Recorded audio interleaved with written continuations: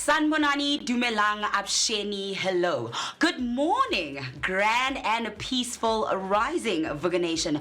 Welcome to your Tuesday edition of the Vooka Breakfast Show, right here in the heart of Soweto, Dobsonville. And of course, we are deep into Heritage Month, a time to celebrate our roots, reflect on our impact, and think about the legacy we're creating every single day. And of course, my name is Utisi Gamazibugo, your prime cut creative and positivity dose of the day. Umamshengu omuhle. Ndlovukazi yakwantu. And today we're talking about impact, the small choices you make each day that ripple far beyond just you. Whether it's a kind word, a brave step towards your goals, or even ticking something off your bucket list, your actions matter. Speaking of daily impact, it's time for our picture of the day. And today we're starting with a stunning shot just behind me of the Sand Duplessis Theatre, a space that has hosted countless performances, inspired so many artists, and reminded us of the power of culture in shaping who we are. Just like the theatre, every single day has the potential to leave a mark, and your morning moments can be part of that story. The Sand Duplessis Theatre is an auditorium, and it is unique in South African theatre architectural design. Provided with continental seating, which has no center aisle and separate entrances for various rows, the auditorium has no distinct balcony but is divided into 4 staggered seating areas, each giving its occupants a sense of intimate surroundings, while together, viewed from the stage, giving the impression of space and majesty. The auditorium has 964 seats. So don't forget to send in your own picture of the day. Show us how your day is starting, share the vibe, and maybe even inspire someone else to make today count. And while you're at it, why not think about your bucket list? What's one thing you can do this week, even just a small little step to live just a little fuller and make an impact? Stay tuned, because we've got stories, tips, and plenty of energy to kick off your day the Vooka way. Let's make it meaningful, let's make it memorable, and let's make it yours. Of course, you're probably wondering, how, TC, am I going to get to anywhere that I want to go right here in Mkhwanazi? Don't worry, because you know what? Right here on the Vooka Breakfast Show, we've got your back. Right here, check out the plug that we have for you, which is Zwelopili Tours and what they have to offer.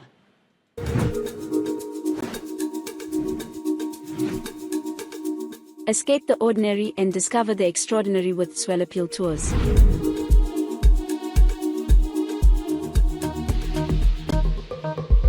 Whether you're a group of friends or a family looking for a memorable getaway, Zwelopili Tours has you covered. Our all-inclusive tours take you to South Africa's most stunning destinations, from the scenic beauty of Mpumalanga to the vibrant life of Gauteng and the coastal charm of Durban.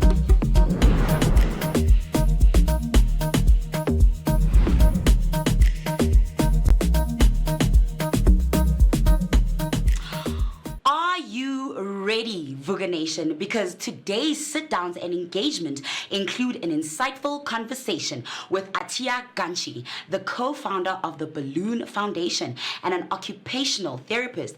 Then we're into the kitchen with Kanzi Sihlaku, owner and founder of Stitch by Kanzi and the Sweetery House. So do stay tuned and continue sharing your thoughts with us so we can keep on having a great energy exchange.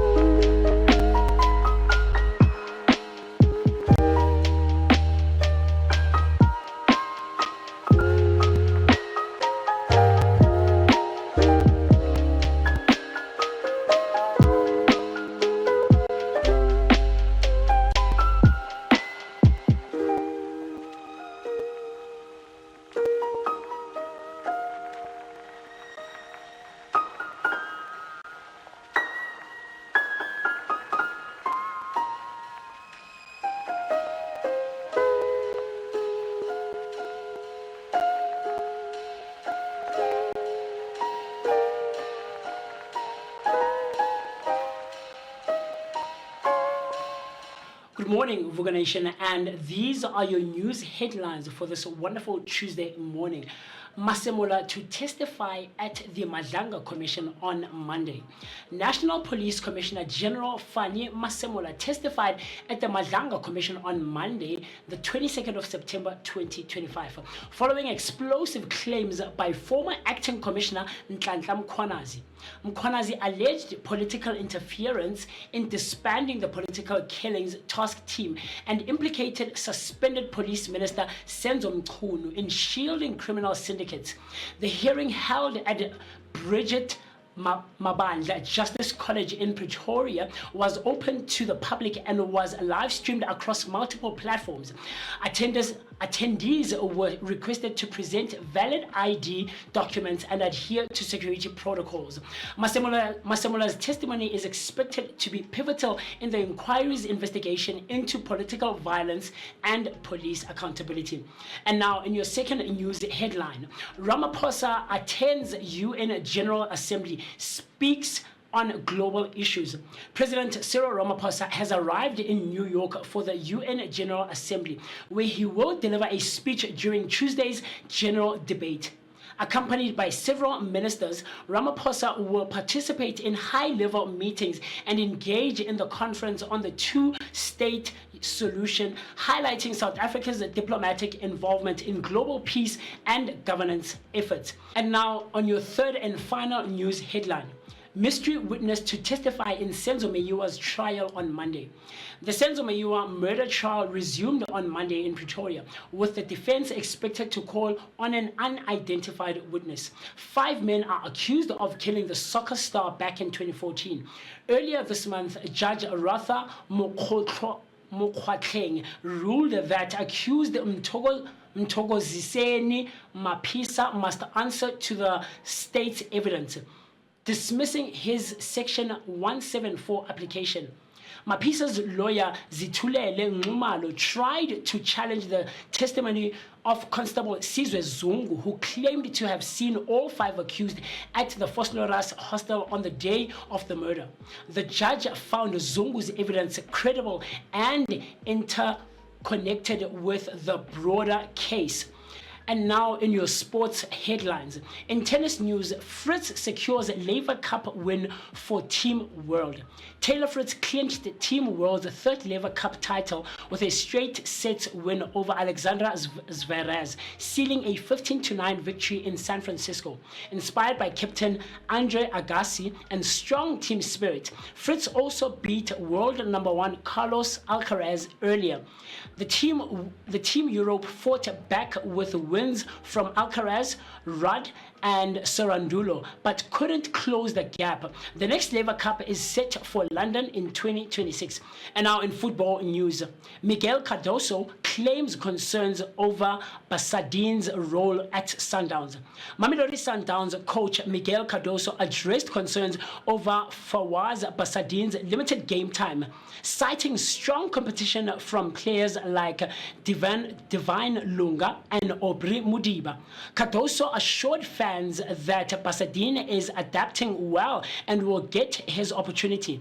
Noting the congested schedule limits training time, he emphasized that the club's trust in Basadine and said his moment will come naturally. And now in your last football headline. Arsenal's late show denies Man City, while Villa is still winless. Gabriel Martinelli's late equalizer salvaged a 1-1 draw for Arsenal against Manchester City, keeping their title hopes alive. Erling Haaland had opened the scoring, while Gianluigi Donnarumma impressed in goal for City.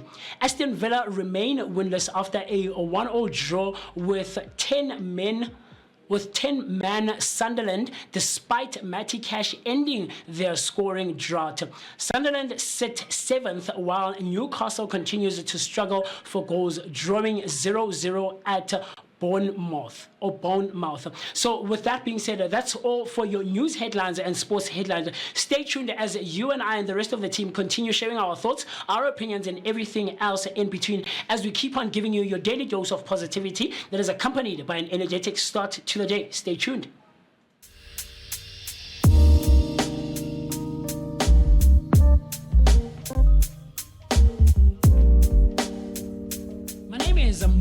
Mist. My name is Moketi Maimane. Catch us every weekday morning, Monday to Friday, between 7 and 10. Right here on the Vooka Breakfast Show, brought to you by the Blinko Network. Always bringing you the best content possible. Vooka wake up with us and kickstart your day on a great note. This is your energetic start to the day.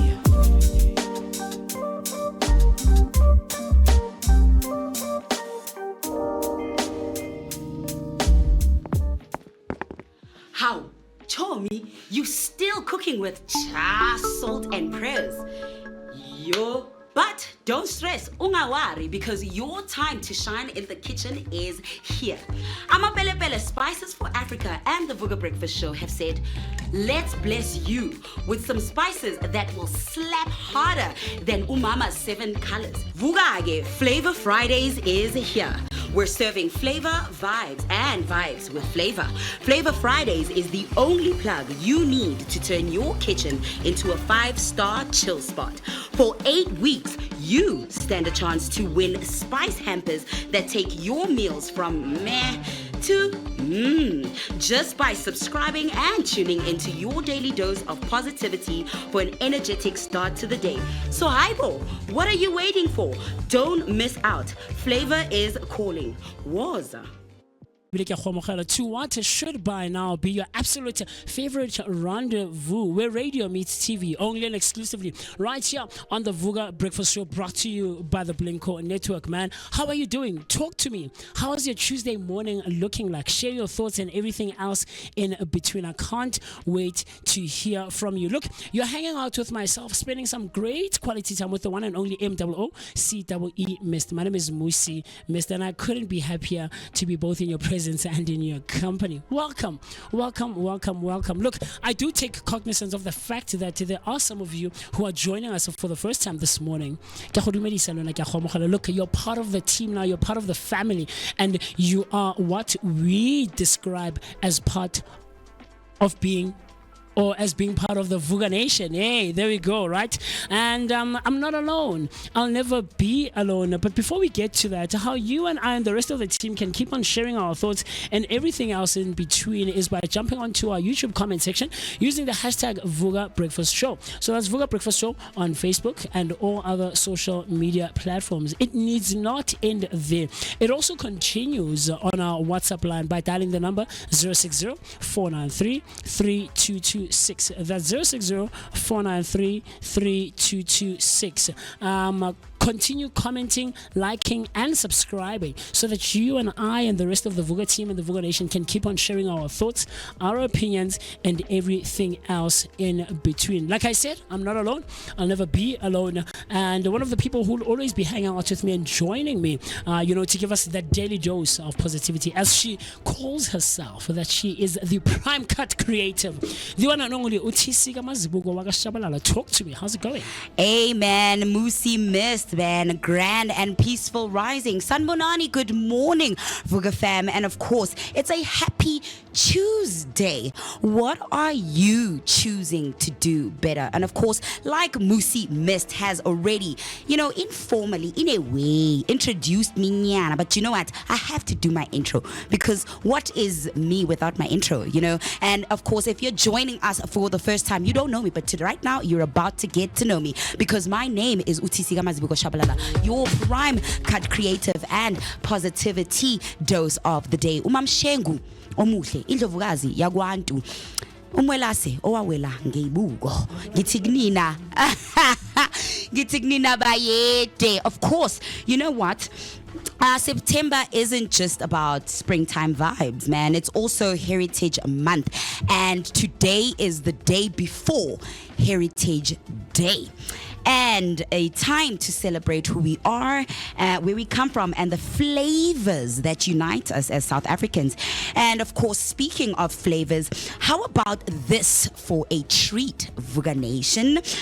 We've partnered with Nosh Food Rescue NPC to give away 2, yes, you heard it right, 2 tickets to the Odd Plate Dinner that will be held at Lebu's Soweto Backpackers. You know, that is a prime tourist destination right here in Soweto, Orlando West. If you didn't know, now you know. You know right here on the Vooka Breakfast Show, we are always putting you on. And when we put you on, man, it's onto something really good. And of course, now it isn't just an ordinary sit down that we will be having right there at Lebu's Soweto Backpackers, man. It's a dining experience with a purpose, because the Nosh Food Rescue NPC is about making meals meaningful.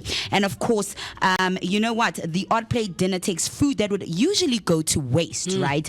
Perfectly good food. We're not talking about maybe izinto engingafuni ukuzidla lana. We're talking about deliciously good food. And it turns it into a world-class meal. And it's about conversation around sustainability and, of course, fighting food waste, feeding communities, right? Yeah. So, what better time to do this than in Heritage Month? And of course, to talk about food and of course experience the flavors that Mzansi has to offer, because I heard there was talks of something about indigenous somethings, and that, you know, we will be exploring indigenous cuisines. But of course, in order to know and to experience this for yourself, you have to be there. And of course, if you're not one of the lucky winners that will be winning this giveaway, the ticket giveaway, you can still go through to Quicket and get your ticket for only 350 Rand. And you know, this 350 Rand comes with a lot, guys. It comes with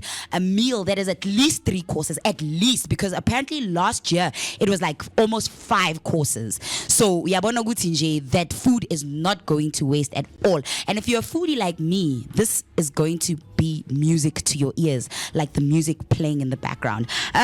And of course, you know what? The food that we are talking about is food that just not only nourishes our bodies, but you know, nourishes our souls. Because I know for sure from the experience that Musi was telling me about yesterday, that they had at Lebu Soweto Backpackers, man, that place, it has a way of bringing, you know, the soul to you. Yeah, definitely. You know? Definitely. And I've seen, man, the way, you know, they construct and do their tours. Absolutely. That it's about getting to the soul of Soweto. Absolutely. And the soul of Mzansi, Absolutely, right? man. So, I mean, because our heritage right now, I know for me, isn't just about the language we speak or the cultures we celebrate or the tribes we belong to or the clan names that we have or call ourselves by.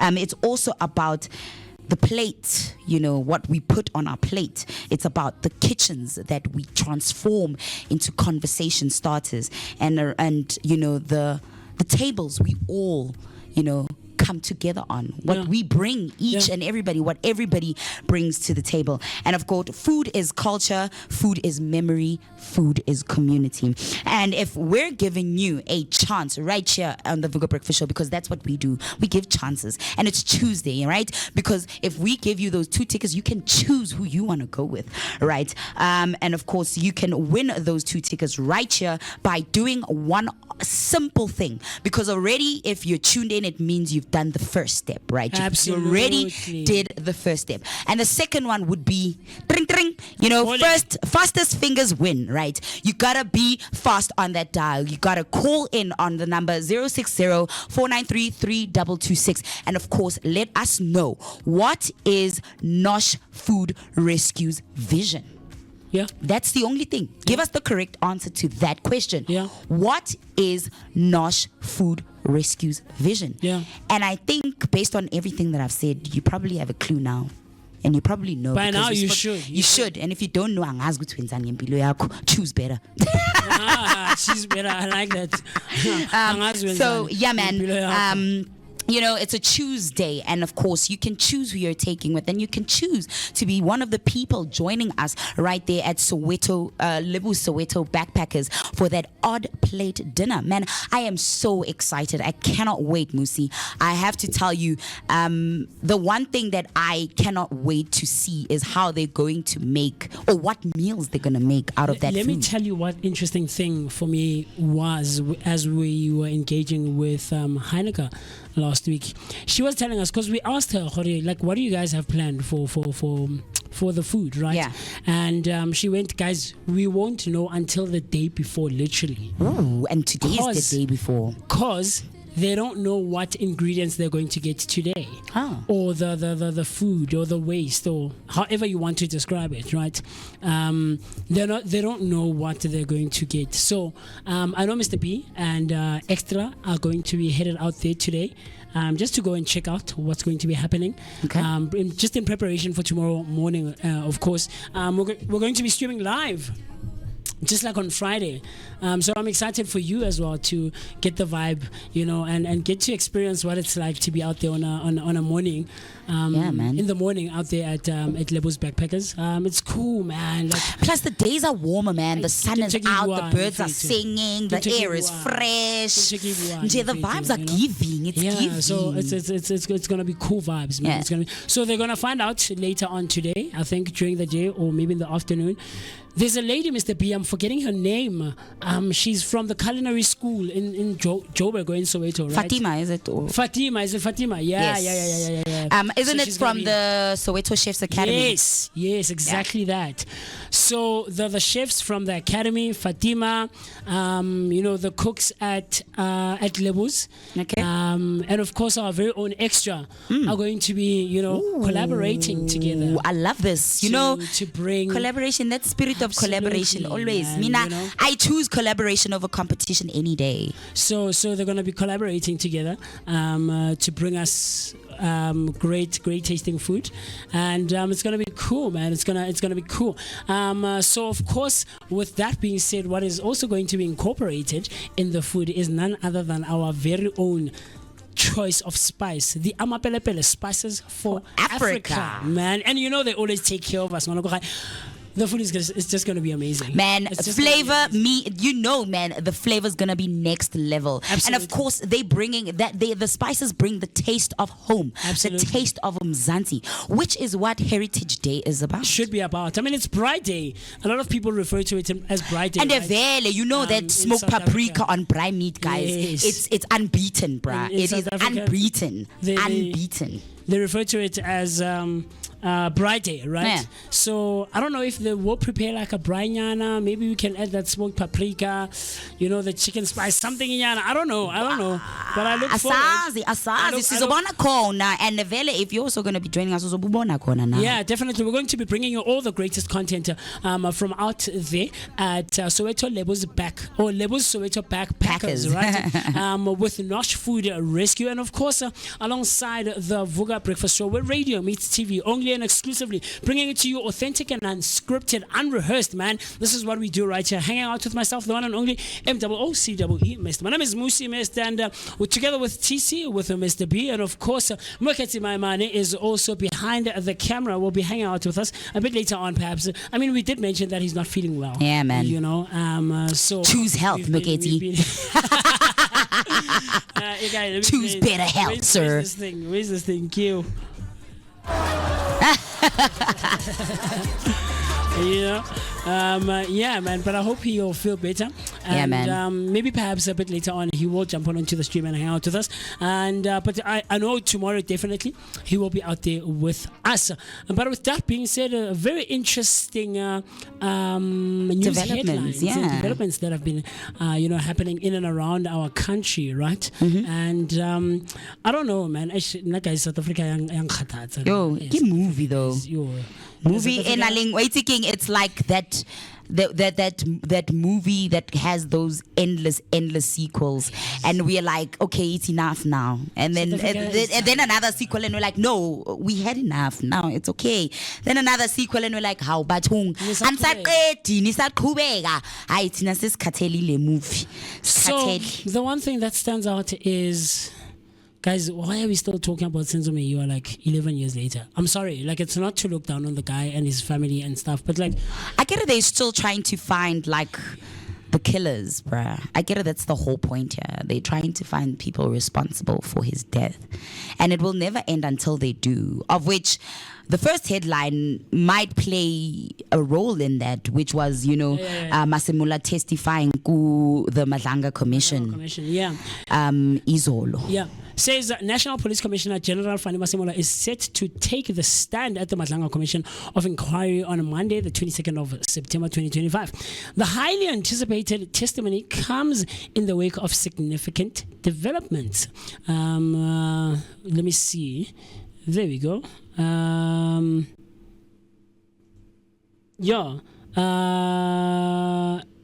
Comes in the wake. The highly anticipated testimony comes in the wake of a significant developments during the Commission's hearings, which began on the 17th of September 2025.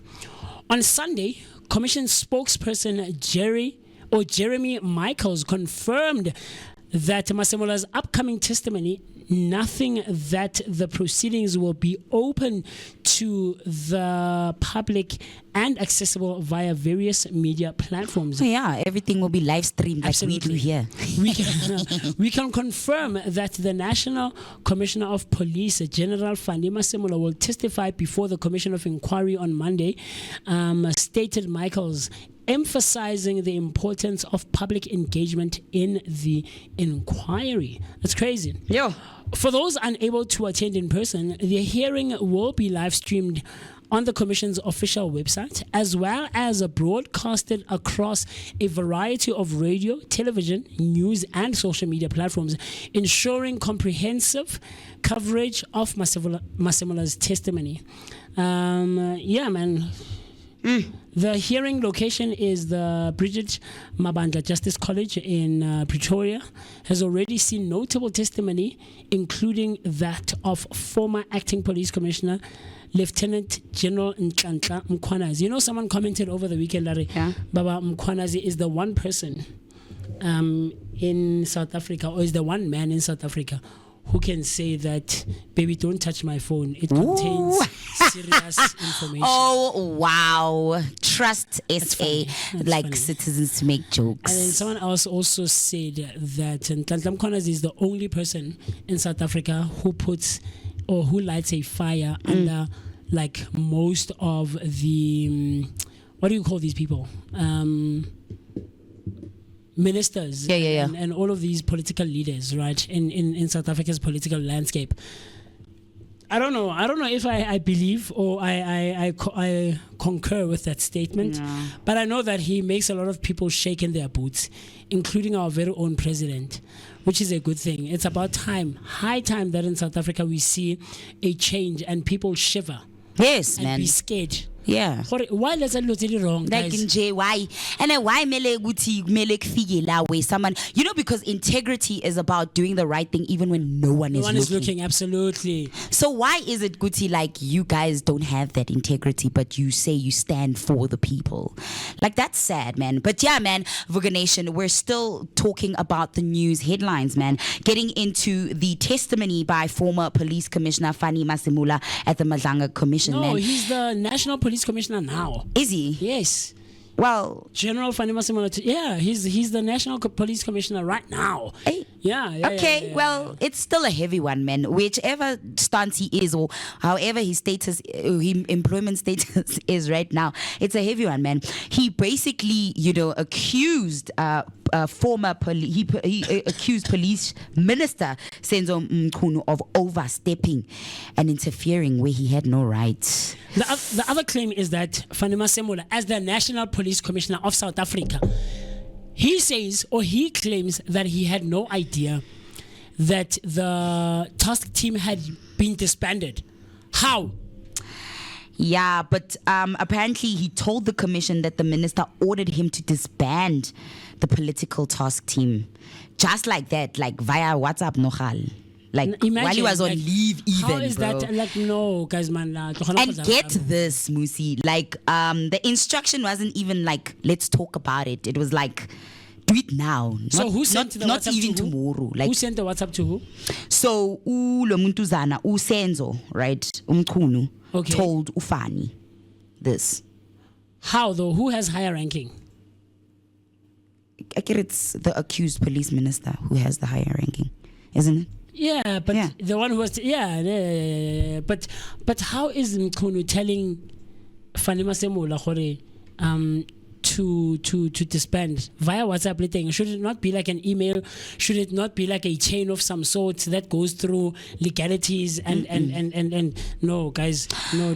And you know the crazy part was that the task team was actually working. Like Masemola said, it had unmatched success in investigating political killings with loads of cases on the go. So it left a lot of people asking, why shut it down if it was effective? Meaning, it was getting too close to the truth, right? Yes, absolutely. So that's the only conclusion anybody right now is making. Like, okay, it means, there were people that were going to expose that were going to be exposed that didn't want to be exposed. So, I mean, right now, that's actually the heart of the issue, right? Because in our constitution, the minister is in our constitution, in our constitution, the minister is supposed to set broad policy, but not run the day-to-day police operations. So that's the commissioner's job instead. So if a minister can just disband a unit like this, then who's really in charge of justice? Absolutely.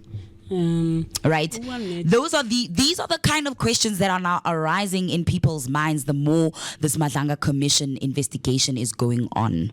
Right? We are going to have testimonies and moments in court and a whole lot. And Masemola went further and he said that he even raised this with President Ramaphosa earlier this year.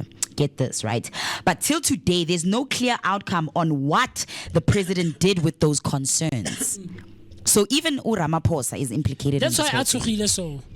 That's why Ntlantla, he's making people shake in their boots. Because even Ramaphosa himself was mentioned in all those names that Ntlantla, came forth with. But it says Usenzo Mkhwanazi, as the Minister of Police, holds a higher official rank. That look on his face, like, what are you saying, Otini? Who serves as National Police Commissioner, though operational authority within the South African Police Service is vested in the Commissioner. So official positions and responsibility. Usenzo Mkhwanazi is a Minister of Police, a political office within the South African government. As a minister, he has the responsibility to set national policing priorities and formulate policy at the executive level, such as determining strategic focuses on crime prevention, gangsterism, or cash-in-transit operations. His role is largely political and oversight-oriented, and he operates above the administrative structures of the SAPS in government hierarchy, making him the higher-ranking official in terms of formal rank. But Fani Masemola is the National Police Commissioner, which is the highest operational role within the South African Police Service. The National Police Commissioner is constitutionally mandated to run day-to-day police operations, including allocation of resources, deployment of personnel, and management of operational units like task teams, investigating police killings. While this is the most senior professional policing role, it is reportable to the minister and thus technically hierarchically below the police office of the minister. So now it makes sense why Mkhwanazi was like, hey, man, disband when a task team ill. No. And but like, what's more concerning is like, and what has also left South Africans wondering is, did the president step in or did he just look away? Like, because I get it, Masemola is saying that he did raise these concerns with the president Ramaphosa, and till today, like, he still has no clear outcome as to what the president did. So now this is now a chance for the president to come in and say, I did 1, 2, and 3 after Fani or came take accountability and say, guys, Nation of South Africa, I'm sorry, I didn't take steps or measures to look into this and rectify it. Do you get what I'm trying to say? Take accountability, almost whatever it happened. Like, because the more you elongate it and you want to build lies, it builds on itself, man. This is like obviously this is ahead of G20, and of course people are already questioning like leadership ga Cyril. So now this is not a good look. Like this ain't no good look. But whatever, you made a mistake. Already failure. Since okay in presidency. You sound like Afriberry. You've I sound like hey. Kale uri faila. Guys, Mara, like this is the Vooka Breakfast Show. As long as you're on the Vooka Breakfast Show, just best believe. Your name is going to be mentioned. Like, bro, at the end of the day, so the president is the president and is known all over the world. I'm not known all over the world. So, is she? On the Vooka Breakfast Show. Oh. So I'm saying if we can talk about the president, then why not Afriberry? Hey! So, I mean, of course, probably you're wondering, Vooka Nation, like I am, what does this mean for us as citizens? Well, firstly, expect more testimonies. The commission will call other witnesses to confirm or challenge what Masemola has said. Secondly, there could be legal reforms down the line to make it crystal clear what powers a minister has versus a commissioner, which I feel is necessary. Absolutely. We all need that clear distinction. It's not just for them, it's for us as well. And also, but also, I feel, that you should not hold your breath for just quick changes here. These commissions take time, Vooka Nation. And I mean, we've seen how, things Mkhwanazi can take time. Years. Right? So there's gonna be calls for evidence, cross-examinations, politics are gonna come into play here. I mean, the reason why, Musi, you're saying, like, as I'm saying, things take time, even like now you're still saying, you were just now at the beginning of this conversation, why are we still talking about Mkhwanazi? Just to show how long things take, Mkhwanazi. Just that in itself is like a testimony to what I'm saying, right? It can all just drag out from here to till whenever, What matters is whether government actually acts on the recommendations when they do come out. I mean, and not just file them away because, hey, Yazin, this thing of now, but in file, delete. What's that? I don't know, Banele has that thing where you can copy and paste it. Yeah, like, just put it there in your recycling bin. Now and again, you just go and empty the recycling bin. So I have something here, TC. Yeah. Hey, guys. I mean, since yesterday was Fanny Masemola's first day, Mr. B, I don't know if you can show it there.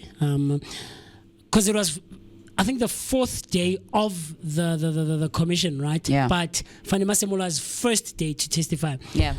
So there's a couple of things that have come up here. So it says Madlanga Commission, 10 explosive revelations from Masemola's testimony. That's crazy, right? And of course, we can see a picture of him there. The National Commissioner General Fanny Masemola challenged the authority of Police Minister Senzo Mkhwanazi at the Madlanga Commission.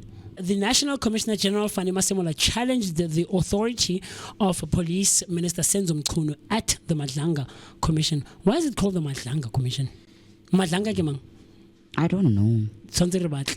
Okay. The first one says, Masemola says he first learned of the task team's disbandment via WhatsApp while on leave. Mm-hmm. Like you just mentioned. Like I mentioned. Right? The second one, he says, WhatsApp group. Haibo. Bontate bala baba selang di banana. Mara bagolo ba stoked. The eggplant. No, I thought it was a banana. State secret. It was a chocolate. Stop, man. Like you said yesterday. You see though, Mara. Yeah. When it comes to stop, because Oto senda eggplant over mtanamu tengeli fruit. More national television. No, it was just a fruit I bought here when I came from the market.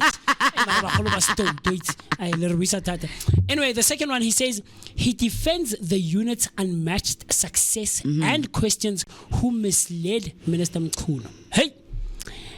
The third one, he says explosive claims link Deputy Commissioner Sibiya to alleged criminal Vusmuzi Cat Matlala. It's crazy. National Police Commissioner General Fani Masemola's testimony on his first day to take the seat on the fourth day of the Madlanga Commission of Inquiry revealed systematic violations of Section 207 of the Constitution, which guarantees operational independence for police. His description of Police Minister Senzo Mkhwanazi's actions as a total encroachment represents more than legal jargon.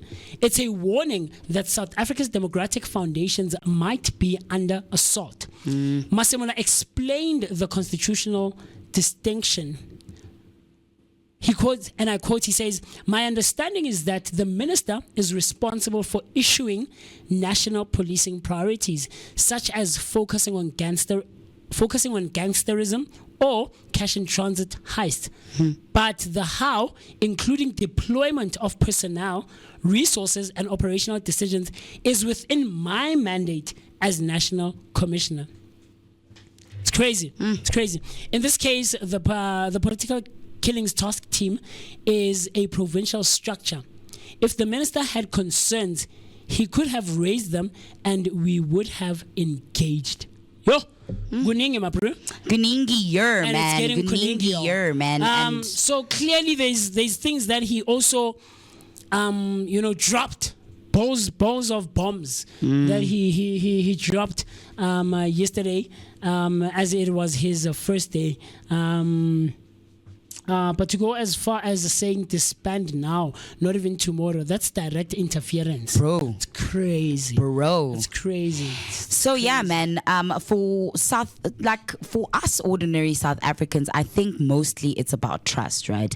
If police operations can be meddled with for political reasons, can we as ordinary South African citizens trust the system to actually protect us? Or are we watching political power games while real cases stall? Because we've seen, man, we know. I feel like if you an ordinary South African, you understand like the justice system's power plays better, because like I was saying actually to somebody in when I was having my own dealings with the justice system, I was saying, Guti, justice is not for the poor. Yeah, I remember you said that a couple of months ago. Like, it's not for the poor, bro. I remember. I feel like it's not for the poor based on just this thing. Like, this whole situation is proving to me what I said all those times. Yeah. Yeah, it's like just putting a stamp, Guti, as in it's not for solidifying us. it. Yeah, it's solidifying, Guti. No, this thing was never for justice Tina is not for the poor, on the it's ground. Lana, on the low levels. It's for the rich. It's for the rich. And privileged. And for the privileged, those who are in power and have power. But again, you know what? I still believe, we are not powerless. The oppressed outnumber the oppressors. Yeah. So we are not powerless. I firmly believe in. It's something that I'm looking for. I don't know why I didn't send it to myself. But yeah, it also, revolves around the conversation of power. Yeah, but while Musi's looking for whatever it is that he's looking for, I want to know your opinion, right, on these news headlines, Vooka Nation. Come into the chat, let us know your thoughts, man. And of course, you can still send us those voice notes on the number 0604933226. So family, what do you think about Fani Masemola's testimony at the Madlanga Commission? Should a minister have that much power over police operations, or should we be protecting the independence of the commissioner at all costs? That is the ultimate question this morning concerning these news headlines. One of the biggest headlines making news right here in Mzansi, because I know, right now, the other news that we touched on was Cyril attending the UN. What is it? The UN Assembly or something? Yeah, so these kind of things, and like and he says he's going to be speaking on global issues, but this issue, Lime Zanz, is the biggest global one right now. Right now, this one is the biggest one. He should be speaking on this one. this is the one we all want to hear about, man. I feel like this is the hot topic right now, Mzansi. But yeah, man, in closure, Vooka Nation, let me break it down for you finally, Nji, and one last time, right? Fani Masamula stood up at the Madlanga Commission and said straight up, man, the police minister went too far, interfering in things that should have been left to him as a commissioner. And that's not just office politics, that's obviously just a straight out constitutional issue. And what makes it worse is that the unit he was told to disband, which is of course the political killings tossed him, was actually getting results in. So shutting it down raises a whole lot of eyebrows. Like, was it about efficiency or was it a power play? And so of course the commission will be digging deeper, and that's why it was formed, and we'll be hearing more witnesses, and of course eventually there'll be recommendations. But here's the real talk. Commissions take time, and government has a habit of shelving reports, as we've seen in the past. So citizens need to stay woke, and of course stay vocal. So the more you speak on these issues, the more you don't forget. Keep those hashtags, we want to see them all over the place, hence that's why now social media, this is the time to use that social media voice. That's the time to be a keyboard warrior right now. That is the time. And of course the ultimate thing is to demand accountability, because that's what we want from the government. That's what we've been demanding from the government. And of course, at the end of the day, this is bigger than just one minister or one commissioner. It's about whether the police serve the people or get pulled into political games. And since it's already Heritage Month, and we have been talking about politics, and we have been looking at South Africa's history as a whole. It's this situation right now, the Madlanga Commission, is the perfect reminder that our democracy is part of our heritage, and it needs to be protected. Right? We need to protect it at all costs, no matter what, against whoever, even the government itself. Right? So here's our conclusion, and here's the conclusion for the day regarding this issue, right? What Masamula's testimony shows is that the fight isn't just against crime in the streets. It's against the abuse of power in high offices or positions of high ranking. And what citizens can expect: more hearings, maybe some reforms on paper, but only real change if the public keeps pursuing this issue and keeps putting the pressure. Apply pressure, Mzansi. Apply pressure, Vooka Nation. And of course, keep talking on these issues, right? Because in the end, accountability is everybody's business. Everybody's business. Yeah, man. And of course, that's my conclusion on this I found issue. what I was looking for. Okay, good. I found what I was Finally, looking for. at the end of what I was saying. Yeah, no, but it's still around. It's still Yeah. around the conversation of power. Yeah. It's still Yeah. absolutely around That's the good. conversation of power. And I wanna play it for you very quickly. This lady outlines it perfectly and so beautifully, right? And I'll show you now. Mr. B, just please provide me with a bit of volume on your side so that everyone else can hear what we're talking about here. Let me fix that. There we go. The lack of unity is driven by self-interest. What drives this? So what for instance Nabasa did well is a lot of people now want to be paid to be directors of these organizations, right? Must be very wary of that, very careful of that. But also, when you build a powerful institution, and this is what we should be doing, then people get confused and consumed by the power of the position as opposed to the mandate and the responsibility of that position. And that's where I think, as Amanda Bamnyama, we get it wrong. And we can link it to what's happening in our country as a whole. Yeah. That we have politicians that should be serving us to get this country where it needs to be, but people are consumed with the blue lights and the pompous and the importance of being like a minister or whatever the case may be. Some of the people we probably know before that time, by the time you need something practical to be done and you come with ideas, conversations are different when people assume these offices. So I remember when I actually was appointed as president of Abasa, the words from my dad. And he said, so I'm proud of you. Your head is going to be in the clouds, but you must keep your feet on the ground. Wow. And that's always kept me anchored to say, no matter how glamorous this may seem, and this is the thing about leadership, is that it looks glamorous. Yeah. But if you're doing it right, there's nothing glamorous about it. Yeah. You need to be prepared that this requires you to roll up your sleeves and do what you're called to do, and to do it for the people and do it for the great. It's crazy. Wild. But you hear what she's saying? Though that it looks and it sounds glamorous, right? But dude, when you are appointed and you are in these leadership positions, there's work. Yeah, like real work There's that needs work to happen. in it. Like man. she says, you are going to be required to literally roll up your sleeves. Yeah. And work, sometimes physically. Go in there with your bare hands. Yes. One understand. And so our leaders, these ministers and MPs and whatever else, I don't know, I don't care what you want to call them, guys. Like, bona ba nagana gore ke go ja chelete go tsamaya ka di-bouncer, you understand, go ya ko Saxon World.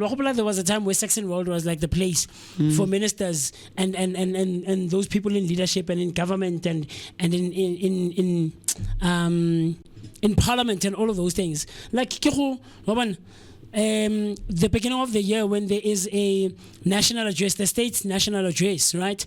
More dressed to the nines with our wives and our girlfriends and whatever else. Relax. Do you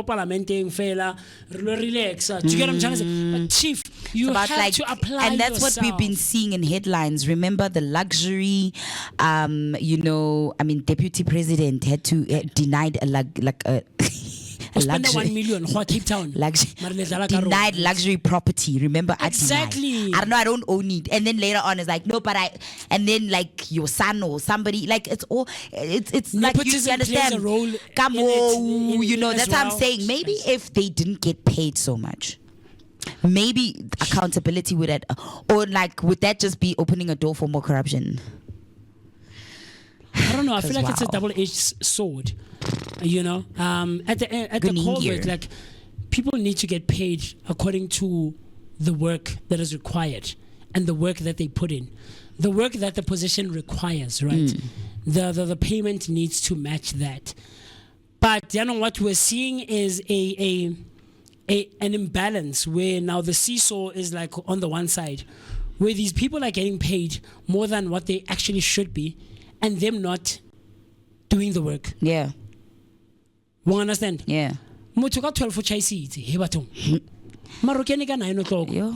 But you are someone who is in leadership. Yeah. When we go to our local municipal offices, you're not there. Ooh, guys. You're not there. Let's not talk about that. Like, Let's not it's just even crazy. It's just speak crazy. on that way now. Like literally, when you go to government institutions and that for service delivery or anything, like your Department of Home Affairs or whatever, just because when Motho wa tena kusebenza like- besathi i-system offline. Afetsa badula so. Yo chom yazi weekend. Oh, weekend yazi le ndoda. Yo le ndoda ingibhori. Like, sorry, ke tlo lata ID ya ka. Hello, hi. Guys, Patela, or kgotla at clinic that time, My then they dude, read your that's just symptoms of crazy. ChatGPT or That's just crazy. or what WebMD. It's like I could have done this by myself. Oh, MSN. Like that time when me and the doctor at the clinic were like reading my symptoms off of. Nahan, ChatGPT. Or We're MSN. reading that off Copilot. WebMD. Like what are we doing, guys? Like in our Like government sis, offices. no man. Like, Come on, I could sorry, have done this by myself. I despise every time I have to go to a government Bro, office. yo, Like, it's gunzi, like, my guys. Like you have to, like you literally. have to psych yourself out and prepare yourself. South Africa has psychologically. become that country where you have to pay for human dignity. Yes, absolutely. Have to pay Absolutely. for dignity, Joe. But anyway, It's Ngwana bad. these are some of the things that we have been talking Yeah, about, man. and the headlines that we shine. We were trying to shine light on.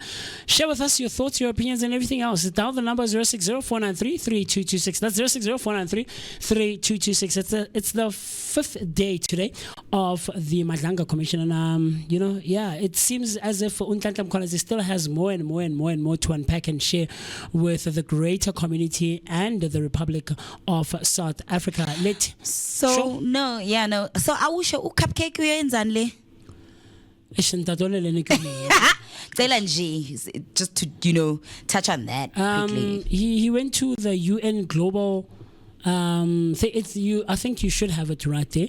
Yes. So the thing. I mean, Ramaphosa attended the UN General Assembly to speak on global issues. So President Cyril Ramaphosa has arrived in New York for the UN General Assembly, where he will deliver a speech during Tuesday, which is today, as general debate. So accompanied by several ministers, Ramaphosa will be participating in high-level meetings and engaging in the conference on the two-state solution, highlighting South Africa's diplomatic involvement in global peace and governance efforts. And Tina Ikaya at home, we are facing Imadlanga Commission neutral kasenzo meyi. Uningi guy. Uyokhuluma ngama issues wabanye abantu Tina. Irole yethu in global peace and governance efforts when commissioners and ministers are still not having clear lines on duties and who is supposed to say what and interfering in each other's work, when like a trial that has been on the radar in like mainstream media news is still ongoing, and we are still looking at like, you know, who these you know, and we're still calling on unidentified witnesses.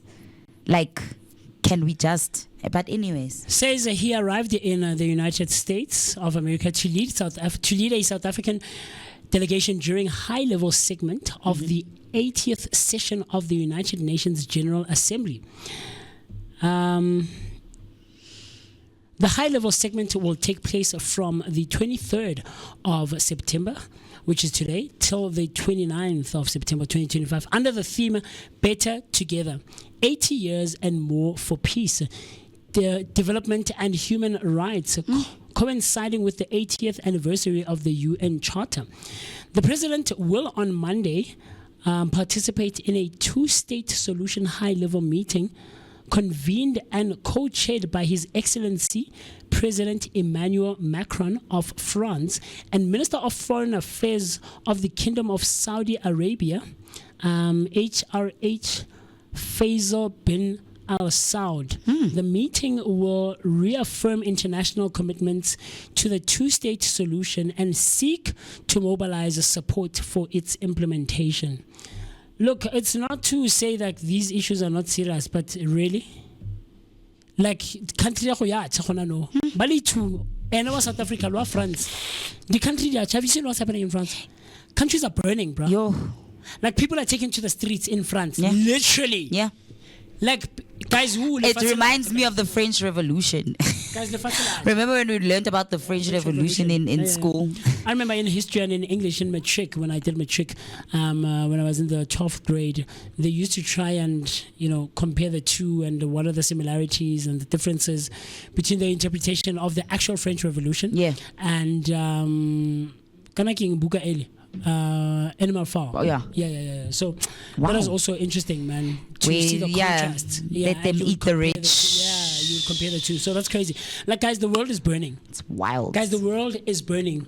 You know. So of course that's why they're having this UN assembly. Yeah. Hopefully, it will reap great results that will be, you know, beneficial for all who are involved. But yeah, I know it's easy to just feel despair, man, but choose positivity, Vooka Nation. Look, I'm an as much as optimist we've, through and through. you know, we've given you these news headlines. It may sound all doom and gloom, but you know, that's not what we're all about here. We're all about like choosing to make an impact. Absolutely. And choosing to use our voices positively and choosing, you know, to find solutions for our problems. So the one solution and the one thing that I know that we all have is our voices. And that's why Absolutely. I was saying, even now when we're discussing regarding the Madlanga Commission, guys, let this not be one of those things that just disappears into thin air. Yeah. Let it be kept alive through you.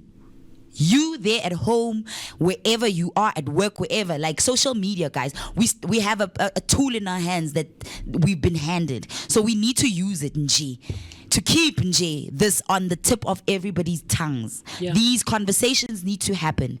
These topics need to be discussed, and these things need to be explored. We cannot just like let a accountability be a thing of the past. You know, Absolutely, it has to be existent in today, every single day of our lives. Absolutely. Yeah. I couldn't agree more. As tomorrow is the Heritage Day in South Africa, we're also giving away 2 tickets. So I'm going to get into that conversation a bit more after the break. Do stay tuned in. When I say call now. I get a call. Yes. You must call now. So with that being said, let's quickly run to the loo, pay our bills, and then you and I and TC and Mr. B will see each other right after this cool stuff.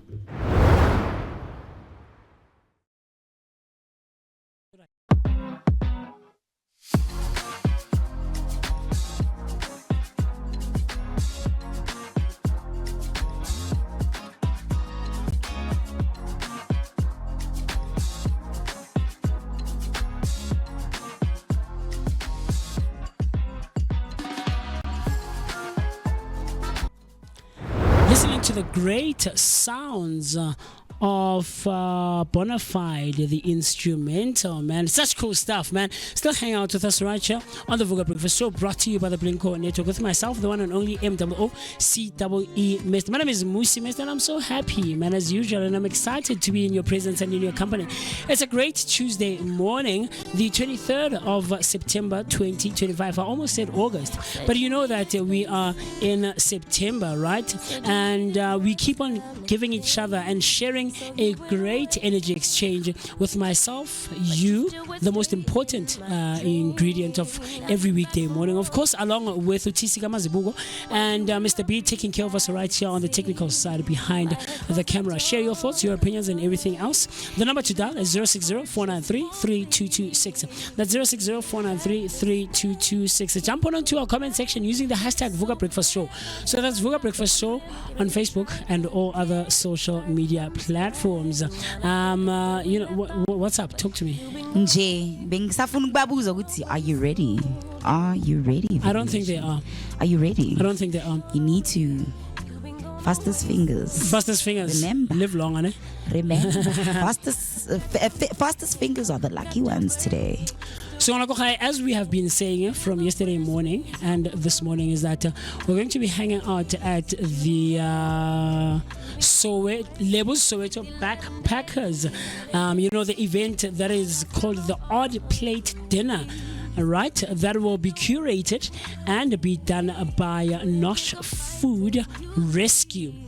And the question that we are asking this morning for you to stand a chance to win those tickets is, what is Nosh Food Rescue's vision? What is Nosh's Food Rescue's vision? Talk to us. The number to dial is still 060-493-3226. 060-493-3226. Talk to us. Stand a chance.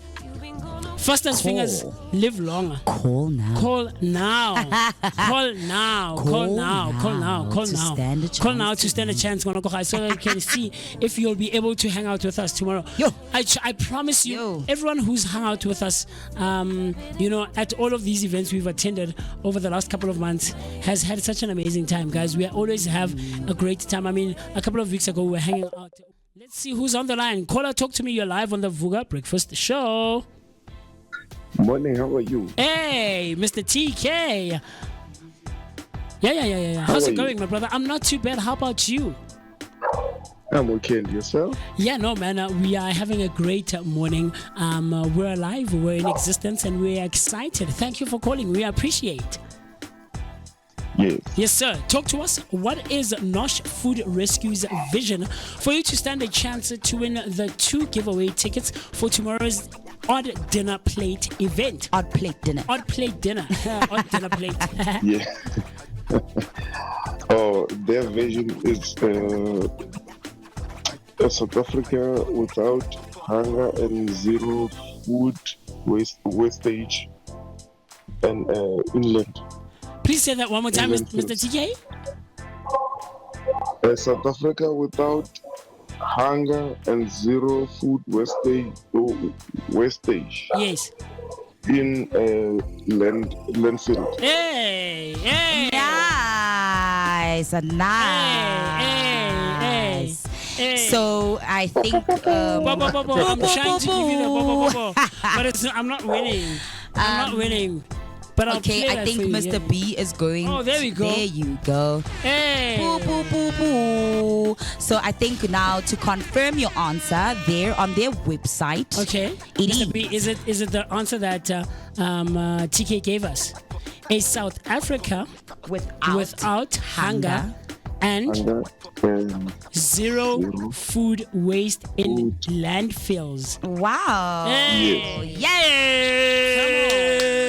Well done. Yes. Well done, TK. I love it, man. I love how people who are always watching get engaged and participate, you know. So well done, TK. Congratulations, my brother. You have won yourself the 2 tickets, for tomorrow's event on the 24th of September 2025, Friday, as it's colloquially known in South Africa, right? Yeah, so who you bringing? Because I heard Musi speak about you, Nali Maria, something about traditional Wedding bells. Yeah, no, traditional attire. Something yes, about a yes, traditional attire. yes, Yes, that's correct. Yes. So what we spoke about on Sunday evening is that the idea or the aim is to put on our traditional regalia. Oh, yes, there you go, Wednesday, the word that right? I've just forgotten. And so just to hang out as Banabamoka Sinje, come together, play some cool music, hang out, enjoy ourselves, but while still rocking our traditional regalia and just take nice pictures and make it a memorable day, man. Yeah, man. So, Nje, obviously, because who are you bringing? And of course, is there anything that you're looking forward to Ka Heritage Day Nje, in general? I'm just looking forward on trying meat. Braing meaty fella. Braing meaty fella. Oh, rata. Oh, munna ka sebile vele because we're thinking men and meat. La rata hampe go ja. Hi, bonjalo. There. Am I lying? I'm not lying, though. Hi, bonjalo. Live on air. Yo, Broadcasting Complaints Commission of South Africa. Hey, I saw wrong. What did I say that was wrong? Mr. TK, thank you so much, my brother. We will stay in touch with you, connect with you, and so that we can, give you what is rightfully yours and what you rightfully won, man. Congratulations, and thank you once again for, connecting with us and, keeping your ear on the ground to make sure that you get yourself that ticket giveaway. Yeah, man. And of course, that means, you know what? You are our lucky winner for these 2 tickets. And of course, it means you were very attentive, Izolo. Yes, he was. Izolo, you are very attentive and you were like, Yazin, yes, come rain or sunshine. And you know what? You got there, my brother. Yeah. Congratulations. Thank you so much. Hey, well done. We'll see you tomorrow, my brother, when we hang out good morning. at Soweto's Backpackers. Yes, sir. Bye. Bye. There we go, man. This is what we do right here on the Vooka Breakfast Show, man. It's as easy as that. Easy peasy lemon squeezy. Just like that, he won himself 2 tickets to the Odd Plate dinner right there at Lebu's Soweto Backpackers. And of course, unfortunately, if you didn't win but you still want to join us, head on over right now to Quicket, right, and get yourself a ticket just for only 350 Rand, because that day is going to be filled with so many beautiful things. Something to also check out is what Lebu Soweto Backpackers is also offering on that day, man. Go over onto their page and check out the tours, because I know they've got specials on tours. And of course, there's going to be storytelling by the fire on Thursday. On Thursday now. It's going to happen on Thursday. Oh, okay. Like, but there's so many other things. I think they might do this a storytelling on Wednesday, tomorrow morning. Yeah. So a whole lot we can look forward to, and I'm hoping, because now I want to, my experience. You want an entire experience. I think Mr. TK also deserves this one.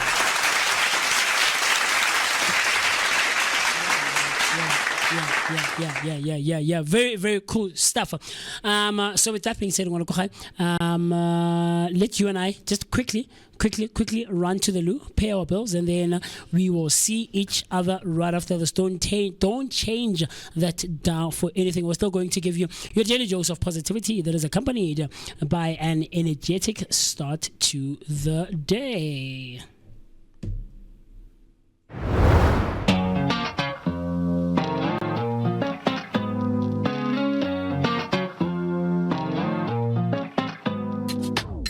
It's up and down, I'm in a gambling phase. We're going round and round, it's a trampoline stay. Oh, it's like I never run out of breath. And I don't care if we make a mess, it doesn't matter what's coming next. So can we just be bonafide? Girl, you got me waking up confused, lost in time. Every moment tastes like summer, can never get enough. Summer sugar kisses left behind, and I don't wanna fall in love, just wanna be yours.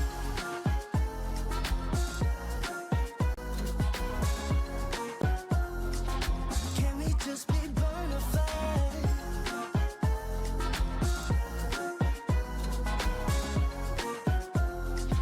Can we just be bonafide? Vooka Nation, welcome back, man. We back in Jengom Olo. Of course, you're still alive with your you're still alive with your favorite wake up crew, the Vooka Breakfast Show, and of course, it's me, Utisi Gamazibuga Shabalala, with Umusi Mist. You know, cruising nicely on this Tuesday edition of your daily dose of positivity with that energetic start to the day. And of course, right now we're about to spice up your morning with a little flavor with the amapelepele pots and pans, because you know what, I know something good is cooking in the kitchen, but I know you're itching to find out what it is. So, you know, without further ado, without wasting any more time, and of course tantalizing your taste buds, let us head on over to the kitchen and see what Kenzi Sihlaku from Stitched by Kenzi and of course the Sweetery House, our, you know what, woman in business, you know what, Nyamtanda the girl, because she's fine, she's beautiful, and she's savvy, doing the things that need to be done in order to get the bag, but also giving us meals that warm our hearts. So what can this girl not do? Well, let's find out, because Yazin, let's see how she handles those pots and pans with that amapelepele spice. Let's see how she is going to give you that spice for your morning right there in the kitchen. Let's head on over. How? Chomi, you still cooking with cha, salt, and prayers. Yo. But don't stress, ungawari, because your time to shine in the kitchen is here. Amapelepele Spices for Africa and the Vooka Breakfast Show have said, let's bless you with some spices that will slap harder than Umama's 7 colors. Vooka Flavor Fridays is here. We're serving flavor, vibes, and vibes with flavor. Flavor Fridays is the only plug you need to turn your kitchen into a 5-star chill spot. For 8 weeks, you stand a chance to win spice hampers that take your meals from meh to just by subscribing and tuning into your daily dose of positivity for an energetic start to the day. So Haibo, what are you waiting for? Don't miss out. Flavor is calling. Waza. Joining us in our kitchen right now is the one and only Kenzi, who we were in conversation with about all things fashion this Friday morning. But now she's diving into the kitchen and is about to take us on such a culinary journey, and I can't wait, and I'm excited for that one. Kenzi, thank you so much. How are you doing? I'm good. How are you? I'm not too bad. I'll tell you, I'm excited. I'm moving excited from fashion too. to the kitchen. You're a lady who wears so many hats, man, and I love it. And like I just mentioned, it speaks to the brilliance Hernan Leone in Soweto. Yeah. So talk to me. What are we doing this morning? What are we preparing this morning? So today we are preparing mashed potatoes. Okay.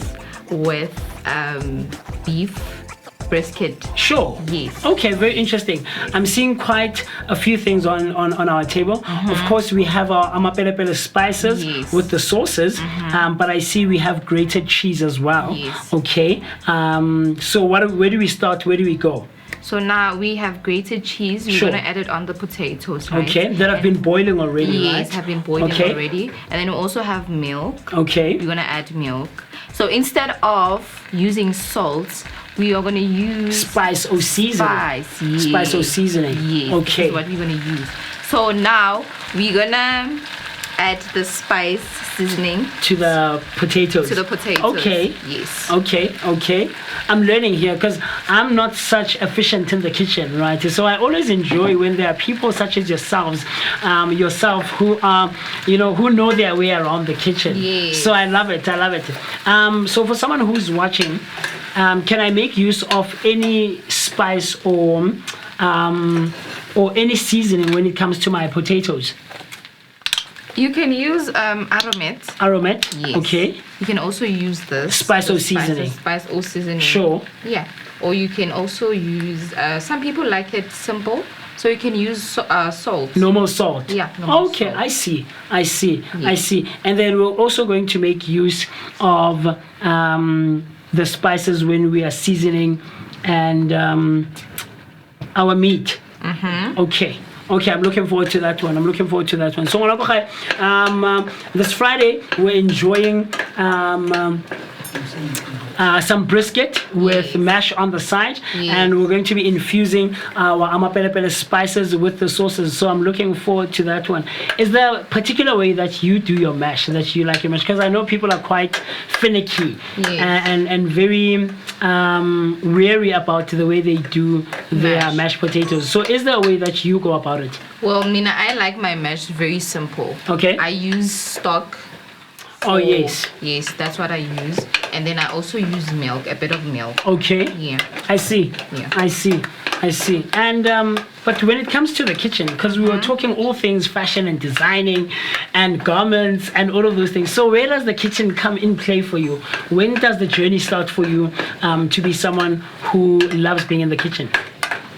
Well, when you growing up as a girl, you have to be always on the kitchen, cooking, stirring some pots. I see. So that's how I started learning, and I love cooking. I love cooking. I love baking. I'm very good with my hands. Yeah. I see that. So if one was to say, how Kenzie? So now let's choose. We're in a world where we have to choose. Are we in the kitchen or are we behind the sewing machine? Definitely behind the sewing machine. Hey, I love it. Definitely behind the sewing machine. Yeah. So cooking is just a love that you have, or just being in the kitchen, baking and things of that sort. Yes. I see. Some of your favorite dishes, perhaps, besides the one that we're preparing today. Besides the one that we're preparing today, I'm a fan of a lasagna. Oh, yeah. Okay, lasagna. I'm a fan of lasagna. And can I trust your lasagna one day? Bona. Okay. Look here. And also mukhodu, guys. I see. A South African delicacy. Yes. I see. And can you prepare it well? Yes, I can. Because it's very tricky. I know mukhodu is very tricky. Yeah. Milk again. Okay. I see. So typically, how long would this take you to prepare usually? Is it like a quick dish that we can do maybe very quickly, or on a Saturday get unannounced at Kenzie's place? And is it something that we can quickly whip up and put together? Yes, on a Saturday. I see. Yeah, it's a very quick meal to prepare for your guests. Yeah. It's a very quick meal to prepare for your guests. And then what do we look for in terms of maybe trying to add to it? Someone would say, oh cheese, there we go. Kenzie, this one maybe is a bit simple, like you mentioned. How can I add to it? Can I make use of ingredients that I have in my kitchen, or should I specifically go out and get particular things? I mean, you make use of the ingredients that you have already. Sure. Yeah. I see. Make use of them. I see. And prepare something nice, something tasty. Yeah. All the time. Yeah. Very interesting. Yes. Very, very interesting. Because I'm not so great in the kitchen, you know, I always leave it up to the experts like yourself, or enthusiasts like yourself. And I'm always learning. I'm one of those people. I'll keep you company in the kitchen. I'll talk to you like no one's business. Yes. But I'm seeing it's already coming through. It's coming together. The mash is coming together. So do we mash even further than this outside of the pot and off the stove, or would this be ready to be dished up and served? No, it will be ready to be served. Okay. Yeah. I see. Very interesting. In about a second, we're going to be getting into marinating and spicing our meat, of course, right? Yes. And like I said earlier on, all of this is sponsored by the Amapelepele Spices for Africa. In the mashed potato, Kanzi has already made use of spice or seasoning that we've already prepared, as you can see right here. And then a bit later on, as we're going to be marinating and spicing our meat, we're going to be making use of the various seasons. Of course, you know, I know this one, Mr. B loves this one like no one's business. This is smoked paprika, right? It tastes amazing. We've made use of it quite a few times. But of course, for the sauce, we're going to be making use of the Nandi glazed barbecue sauce. But if you want to substitute that, you can make use of the all-in-one barbecue-based sauce. So these are great, and I'm looking forward to that one. Okay. What do we do now? Where do we go now? Now we'll be marinating the meat. Okay. Firstly, we're going to use oil. Sure. Yes. Okay. We're going to use oil. There we go. Not a lot. Not too much. Yeah, not too much. Just a bit, because there are people who don't necessarily have the best measuring hand. Sure. With that being said, let me ask you, because I always find this very interesting, especially with people who are in the kitchen a lot, right? When you guys cook or baking, because you mentioned that baking is also a love of yours, right? Do you follow the recipe to the letter in terms of the measurements, or are you one of those people who goes by fear? You know, when it comes to baking, right? Yeah. When it comes to baking, it's very important to follow the instructions and the measurements and everything to the T. Okay. Because baking is very, like, sensitive. I see. Yeah. And then cooking like this? Cooking, you can experiment, you know. You can use the spice, ning, you change it, you get, you know. And in terms of measurement, you just go by feel? Yeah, I go by feel. I don't measure. Yeah. I've always found it so interesting, you know, when people cook and stuff like that. So we have the barbecue spice, we have the grill zonke spice, and then we have the smoked paprika. So I don't know which one you want to make use of. Can we start with the barbecue spice? The barbecue spice, okay. Okay, making use of the barbecue spice, okay. Is there a particular way, or we just dive in, Nje? We dive in. I see. I love it. Okay. And this would typically be a nice meal on a Saturday afternoon, hanging out with Chomi, or maybe even perhaps after work on a Friday afternoon, right? Sundowners, a couple of drinks. I see. Very, very, very cool stuff. And then the second one, the paprika. The smoked paprika, there we go. This one, there we go. So making use of the smoked paprika and of course the barbecue spice. Very great tasting spices, and I'm looking forward to how this meal is going to turn out eventually. Let's put that there. And a bit of oil. A bit of oil again, okay. Still have oil.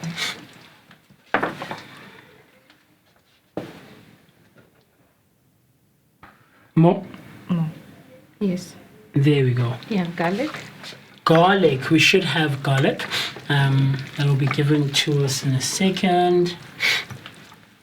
So I can't. I'll wear the apron with you and stand with you and help where I can. But in terms of me being doing the one, actual work, the actual work I don't mind, but I wouldn't be leading. I would take your lead, right? Okay. I would listen to what you instruct me to do.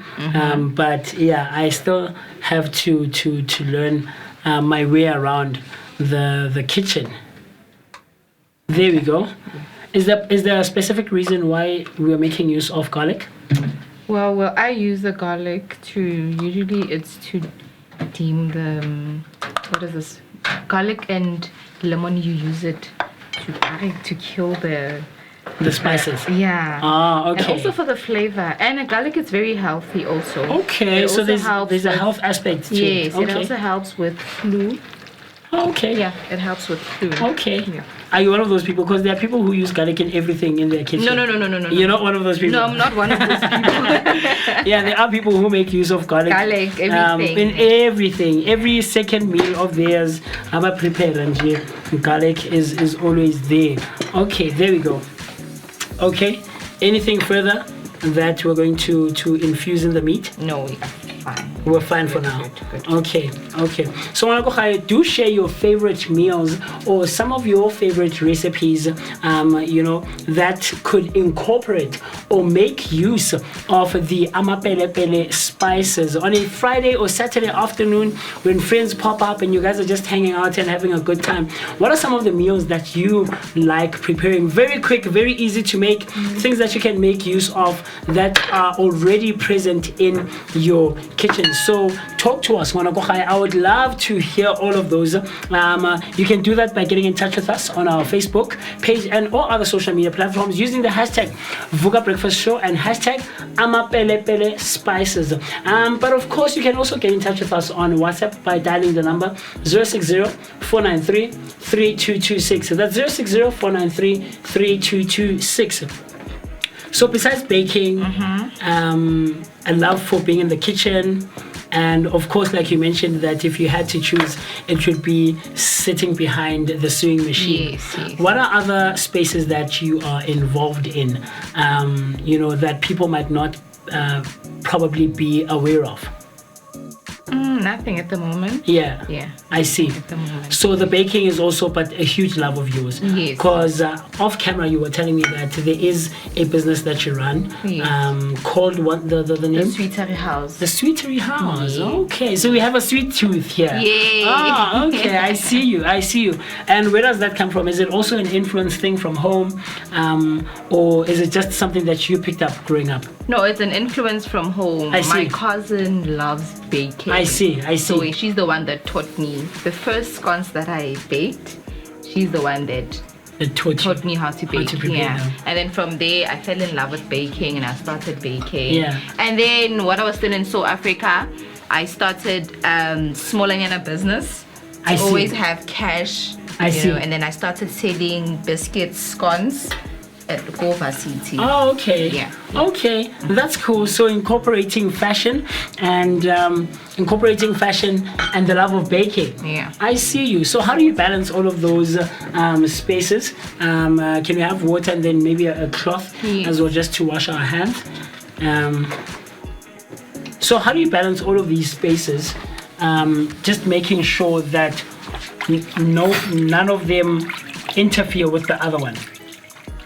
Well, I make time. Mm-hmm. Yeah, during the week I focus on sewing, and then weekends I take orders of baking. Oh, I see. Yeah. I see. Very cool stuff. Maybe this speaks to, or this calls for us to have you over for a baking segment, perhaps. Definitely. Definitely. Yeah. So that we can hear and taste what you're talking about when you're talking about having a sweet tooth. Yes. I know I personally love the jam tarts. Ooh, I love those. I yeah. love those.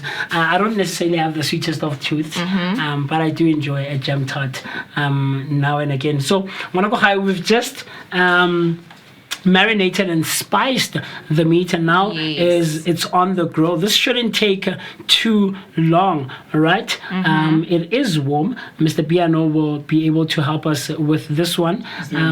Yes, there is. There is light. Yes, there's light. Is it? It'll come through, right? So this is how we make use of all of the spices. The amapelepele spices for Africa. The sauces are amazing. We didn't make use of sauce. We're gonna use it. Oh, a bit later on. Yes. Oh, so this is not prior to putting it on the. Oh, okay. Like usually, I see people marinate, and they infuse the sauce as well, right? No, we're gonna use it. Oh, I see. All right. Yes, definitely. Very cool stuff. I'm looking forward to that one.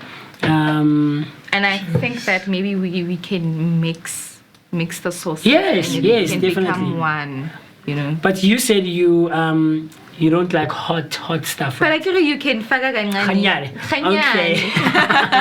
Because I know, especially when it comes to meat like this, people love hot stuff. Yes. You know, people would usually shake first. Okay, are you one of those people? Yeah. Baba shake. Shake. Sure. Yeah. Okay. I see. Let me ask you, because this is a conversation we had in studio not so long ago. Do you put your tomato sauce in the cupboard or in the fridge? In my cupboard. Oh, okay. In the cupboard. Because there are people who put it. Someone here in studio put it in the fridge, and I don't understand. Guys, no, man, come on, man, you can't be putting. It must be cold. They want it to be cold. But I don't know why though. Like, what does it have to do with anything, guys? Because I know it's a freezy, you know, when it comes out of the fridge. So we're making use of, we are going to make use of both the, there we go, both the all-in-one barbecue paste or sauce, and we're combining it with the Nandi Glaze barbecue sauce. So I'm looking forward to how that's going to taste. It should be a great taste. And then this is the peri-peri sauce, the Chisa peri-peri sauce, which will also go in a bit.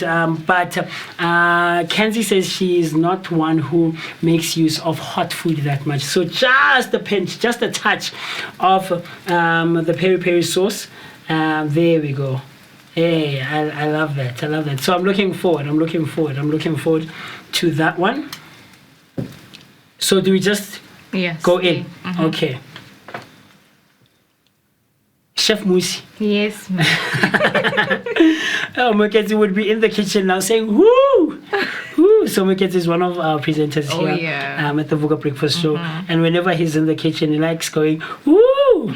Woo! I mean, he loves food. Ke otisi na bua are orata kota. Oh, yeah, man. okay. Yeah. Okay, there we go. This should be good.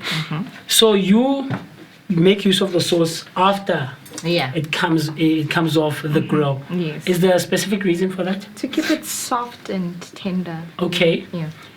But is there a difference between putting it before and after from the grill and from the fire? Well, I don't know. Yeah. I don't know. When you were just taught or I prefer it like that. I see. Yeah. I see. I prefer it like that. I see. So, like you mentioned that baking is a love of yours, right? How does someone go about starting off when they are just starting as an upcoming baker, making use of their kitchen, they don't have enough space and stuff like that? How did you start initially? Well, like you mentioned, the influence was from home, your cousin, right? Yeah. Well, Mina, I still work at home. Okay. So I use my mom's kitchen to bake. Yes. Luckily, we have a big oven. Ah, so, nice. Yeah, so it's much easier for me to use the oven for baking. I see. I see. A love for fashion and a love for baking. This is crazy, man. It's combinations that are not necessarily that common and that usual, right? But have you ever had a client who would want your baking services and of course your fashion services at the same time? No. You've never combined the two? They always get surprised whenever I say I also tap into the clothing side. Yeah. Waruka kanti. I can Yes. imagine. So we're just waiting for the meat to be nicely grilled, and then we're gonna have a taste test. And you know that I never lie when it comes to tasting. I always try to be as authentic and as real as I can be. But the nice thing is that all of the people who've come through so far, you just have been amazing. Has tasted well. So we lie on camera. You know those moments where Kenzie, But you know, deep down. So I don't think we're gonna have that. Yeah. So can we plate our mash already, or do we wait for it to cool? Can we wait for it? To cool down a bit, no? Can we wait for the meat to be half almost done? Okay. And then we'll plate the potatoes after. Okay. Yeah. Is there a plate. reason? It's for it to be fresh, and I think I want to warm it up. Oh, okay. Yeah, a bit. Okay, Yeah. okay. Just warm it up a bit. Plating, guys. Like you're gonna plate it, and then you still have to wait for the meat to be tender and nice, and then it will be waiting. And it's gonna be cold. And it's when gonna be cold. Oh, I see. You see. I see. Yeah. I see you didn't incorporate the cheese. No, yet. I did. Oh, you I did? did, yes. Oh, okay. So I you don't did. make use of a lot of cheese. No. I can already have. I used milk. Okay. Yes, I Sure. used milk already. Because I know a lot of people love It'll be too creamy rich. and rich. Yeah, It'll be too rich. Yeah. I was telling the other guy who was here not so long ago that I'm quite a picky eater. I'm also. I'm a very, picky very eater. picky, and so you won't see me buying food. Yeah, you know, yeah. I'm You have your quite. specific I places. do, and if I'm not familiar with the place, it's quite challenging for me to buy at the place. So Yes. So now, when it comes to the fashion, what can we look forward to? I know earlier you mentioned that there's a collection coming out next month, but let's talk a year from now, 3 years from now, 5 years from now. Where would you love to see Stitched by Kanzi at, or a level that you aspire to get to? Yeah, you know, I want to open my own studio. Aye. Yeah, my own studio. Yeah. And then also participate in like international fashion shows. Hey. That is my I want to. That's the ultimate goal. Yeah, Yeah. participate into the international fashion shows. Yeah. And have my own studio, and maybe employ 2 people. I see. You never know. I see. Yeah. I see. Or even more, perhaps. Yeah. You know, if it's big enough and the business Yes. starts growing even bigger, Yes, right? and start making money. I see. Yeah. I mean, look, man, at the end of it, Vele, we have to be able to provide, True, right? true. For our families and for ourselves as well. But in terms of collaboration, because that's something that we didn't touch base on. Yeah. Yes. Is it something that you are up for? Is it something that you do quite often? How do you navigate the space of collaboration? Because Upaseka Sonamzi mentioned collaboration, right? Being a key thing Yeah. in the industry. How do you navigate that space? I've never done a collaboration with another designer, but I would love to do that, you know, in the future. Yeah, I'd love to do that. Yeah, but not now. I see. Yeah, not now. Yeah. Yes, yeah. not now. A bit later on. Yeah, but later on. I see. Yeah, I would love to do that. I see. But the challenges that you guys come across as fashion designers, Yes. what are some of the most common ones that you've come across, and how do you overcome them essentially? You know, Mina, at the moment is securing clients. Yeah, clients that will be consistent in placing an order. You get me? Because when it comes to placing orders and designing clothes, it depends on the season. Like if we're gonna be facing matric dance matric dance season. You get very busy and really busy, and then it becomes quiet. Yeah, you know. yeah. And then now you also have to maybe do something on the side. Maybe take out a streetwear collection. You get me? That's way. I see. Yeah. And then so it depends on the seasons. Right, because it's quite seasonal work. Yes, right? Yeah. But then to create like a client base that is very strong. Yeah, that is my go-to, my goal. Yeah. I see that. You speak truth, because there is another designer I once had a conversation with, and he does say that the fashion space or the fashion designing space is quite seasonal. Where if gay season yamanyalo, yes, you'll be quite busy, especially as we're moving into the warm seasons now. Yeah. But then when it starts saying January, February, there aren't too many people coming through wanting designs because Yeah. and people are going back to work and normal life. Yeah. Then you're going to have to wait another couple of months again. Yeah. So it's always good to have a backup of some sort. Yes. I see. All the time. Or like something else that you're doing on the side outside of the fashion design Hence space. why baking. Hence the baking. Yes, I love yes, that. I love that. I love that. Would you maybe one day combine the two, your love of baking and your love of fashion designing? I would. Yeah. Yeah, I would. Maybe plan an event. You know, maybe a fashion show event, a mini fashion show event, whereby I will invite different type of people that sells food, your snacks, your drinks, your cocktails, and everything. Then they come showcase and then pop up. Is it pop up stores? Yes. Yes. And then that's when I'll also incorporate my business, the Sweetery House there. Yes, I love that. Now you're making me tell you my plans. You see No, now. man, no. You We don't see- want to jinx. you We see don't what want to he's jinx. doing. We don't want to jinx. But these are some of the things we think of, you know. Yes. Trying to be as innovative as we can be, Yes. and not being one check minded, you know. Trying to infuse all of these spaces that we're in. I mean, I was telling the team here that I'm looking forward to the Kota Festival, right? I mean, firstly, because it's going to be on my birthday. But I know the space offers quite cool stuff. And the one thing I'm looking forward to is, as media, as the Vooka Breakfast Show, come and cover an event, right? Or be a media partner at an event. But also have Musimist be a performing artist on the day. You? Yeah. Is it? Yeah. Wow. Okay, so I didn't mention this earlier on. So I do a bit of singing. Oh, no. I do a bit of singing. Music is my first love. You know, so I've been singing for the longest of time. So I do look forward to a day where Refika go eventing as the Vooka Breakfast Show.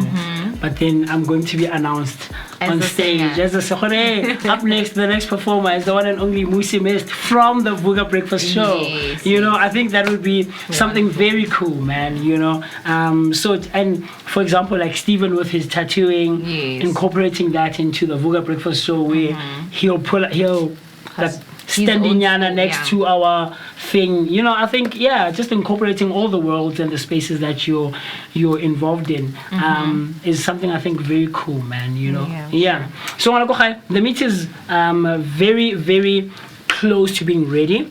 That's the nice thing about these very quick meals. You don't take too long, all right? Your friends, when they are coming over, your family members, your in-laws, maybe you know, stuff like that. You want to impress your in-laws. This is a meal that you can quickly whip up with ingredients you have in your house. Of course, incorporating the amapelepele spices for Africa and the amapelepele sauces. As you saw, you can see here we've incorporated all of those sauces into the bowl, and we're going to marinate our meat as it comes off the grill. So this is what we do right here on the Vooka Breakfast Show. Yes. So, but outside of this, is there another quick meal that you maybe can perhaps come back and show us and teach us how it's prepared and stuff like that? Spaghetti and mince, guys. Okay. Spaghetti and mince. Stephen Yes. is raising his hands behind the Spaghetti scene. and mince. I love it. But is it something that we can do incorporating the spices? Yes, definitely. Okay. So we look forward to that one. Spaghetti and mince. Growing up in Nelly was my go-to. No, it's still my Is go-to it still your meal. favorite meal? Okay. Even now. Yeah. How often do you prepare it? Almost every week. Really? Yeah. Oh. Almost every week. Do they not get tired of it at home? Never. Yeah. Never. Is it that good? Can My I mom, trust she's you? a light eater, so whenever I cook those spaghetti, macaroni, fan. I see. Yeah. Easy to go meals. Yeah, she's a light eater. So you put the sauce as it's on the grill? Yes. Oh, okay. And not off it? Oh, okay. Is there a reason maybe perhaps? Nope. I don't have a reason. You don't have a reason? Yeah. I don't want to lie. It's always interesting finding out how the same meal can be cooked in different ways, right? Yeah. Because a couple of weeks ago, our very own Mr. B was braaiing as well. You know, but he marinated the meat overnight. Yes. You know, so he also has his own reasons why he did that. Yeah. Marinating the meat. When you overnight. have time, you can do that. Marinate the meat a day before. Sure. And then we can go fridging. Yes. Yeah. And then so that the meat can Soaks absorb up all the spices and the sauces. And the sauces. Yes. Yeah. Yes. Okay. I love it. Because he marinated it, before, and then he let it sleep overnight. And then even the following morning, just in J, Modi Mohape, you know, Khanyani, yeah. I see. I look forward. I think it's going to be a great tasting meal, and we're going to have a hot time. And don't worry, it happens. There's another fork. There we go. Instead of a life. Yeah. Thank you. You're welcome. You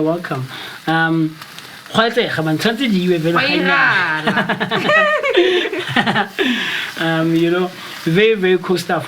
So I'm looking forward to tasting. But with the cheese, the grated cheese that we have here, can we put it on the side? Is it something we can add like on the side, even outside of the potatoes? Maybe we can sprinkle them on top. Yes. Okay. Are you one of those people who garnishes? Boom. What do you call this? Parsley and stuff like that. Yeah. Not really. Not on a regular basis. Oh, okay. Because I do know that there are people who love doing that as well. You know, bakinya paprika nyana, what are other? You're hungry now? No, we're gonna eat. We're gonna eat in a while. We're gonna eat in a second. The meat is almost done, and I'm looking forward to the taste. Man, it smells great. You see, I think the one thing, maybe because it's your first time cooking with Amapelepele spices, guys. These spices, it's my first time. How they smell and I love amazing. Spices. Really? I see. I see. Spices. Do you infuse and incorporate together in one dish? And yes. Then, okay. I love spices. Okay. Would you do a cooking show? Not really. Why not? You don't think you are on that level yet? No. Okay. I don't think I'm on that level yet. Okay. Yeah. But as well as, I feel like there's something else behind. But you never know. Okay. You never know. Maybe I might. In sometime in the future. Yes. And maybe rock like your own design day, going into the cooking competition and tell them, I'm actually wearing clothes that are designed and stitched by myself. Yes. Stitched by Kanzi. I would consider it. And the one show that I am loving right now is Come Dine With Me, South Africa. Is it? Yeah, I'm enjoying that. I don't know why, man. I think maybe it's because of some of the relationships that are formed there, you know, different people coming together. I'm gonna need a bowl. The funness of preparing the meat in the kitchen, in the Vooka Breakfast Show kitchen, man. We show it to you and bring it to you authentically. And it's not scripted. There isn't saying, this was that. No, we do it in front of your eyes so you can see the actual preparation and how chefs and cook enthusiasts like Okanzi, how they do it in their own kitchens, you know, with the help, of course, of Chef Musimist. Yeah. I wish I could be someone who's great co-kitchening. I look forward to the day. You must practice. My grandmother says I barely have the time because I've been asking her to teach me how to cook for the longest of time. Which means you are not serious. But once you get serious and you really, really want to learn, then you will learn. Okay. Yeah. Okay, I'll learn. And then maybe I'll come up with like a nice meal or tamo kitchening and lead someone like you're leading me right now. You know, I look forward to that. So right now, we're going to let the meat rest a bit, cool off a bit, like you see how Kanzi has been putting it there. And then there are some veggies that are being chopped behind the camera. We're also going to be making use and incorporating all of those. We're going to grill a couple of peppers so that we incorporate them into our meal, you know, and also just add a splash of color to our plate, because plating is something that I've learned apparently it plays a role. Yes. So how to you don't just dish up and that's it. I do also take that into consideration. At home? Yeah, or just in general, whenever you're cooking and stuff. No. I don't, unless if at home, yes. I don't. But then unless if maybe I'm involved in some type of event. Yeah, and then I'm helping out. I see. Yes, then I do. That's when we take plating into consideration. Yeah, because we first eat with our eyes. You know? Okay, so we're going to grill our peppers there. But maybe we can make use of the stove quickly. Just get it going so that we warm up our potatoes because they've been sitting for a while and they've cooled down now. Is this a meal that you would be willing to prepare for your friends, family, and your in-laws, like I mentioned? Like I said, the smell is amazing. The aroma that's coming from the sauces and the spices is amazing. And, of course, the food in itself. Today, we made use of the cheese. Inside the mash, as you can see, Kenzie is about to plate there. And we also made use of a bit of butter, infusing it with the potatoes and, of course, the amapela spices and the sauces. So Kenzie is now dishing up the mash, and it smells great. It smells great. I'm trusting you, Kenzie. I'm trusting you. I feel like this is going to be a good one.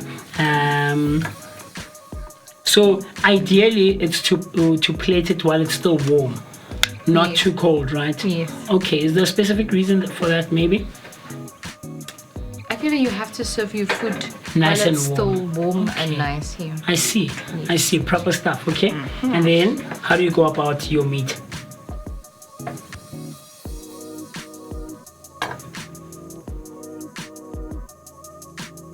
Hey, there we go. There we go. And then we wipe our plate. I've seen that as well. Yeah. Okay, and then we have the peppers right there. And here are tongs. There we go.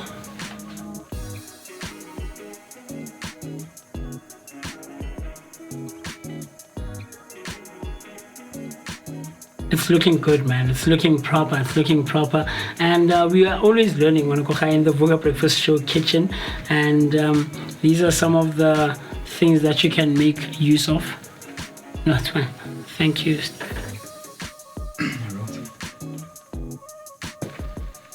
Oh, this way. Yes. There we go. Should I add more? Sure. Very cool stuff. Yeah, I love it. I love it. So, talk to us, share your thoughts, your opinions, and everything else in between. Sorry. Is this a meal that you would make use of? Mash with a side of grilled peppers, and of course our brisket that is infused with the amapele spices and the amapele sauces. Quick meal, easy to prepare. You don't have to buy too many things. Make use of ingredients that are in your kitchen. And we're about to do a quick taste. Okay, sure. A quick taste, but I'm gonna give you authentic and real-time, results and my take on this meal and how it tastes. But with that being said, we hope that you will share your thoughts and tell us whether this would be something that you are going to or you would make use of. From myself, the one and only MOOCEE Mist, I've been so happy and excited to have spent time with you, Kenzie. It was so cool. Thank you for coming. Thank you for speaking all things fashion and of course cooking up a storm in the kitchen, and hopefully in the near future you can come back for the baking. Yes, so that we can dive into our sweet side of things, right? So thank you, Mkhwanazi, and I'll see you next time. Cool stuff. Technology, guys. That video on TikTok, man, that boy goes to Ding Dong Ditch with his father. Oh yeah. Right? And then as he's about to press the bell, the owner, the lady who lives there, is like, "What are you doing?" He's like, "I'm so sorry. I'm sorry, but my dad and I were playing Ding Dong Ditch." And the lady's there. And then the dad is like, "What's the hold up?"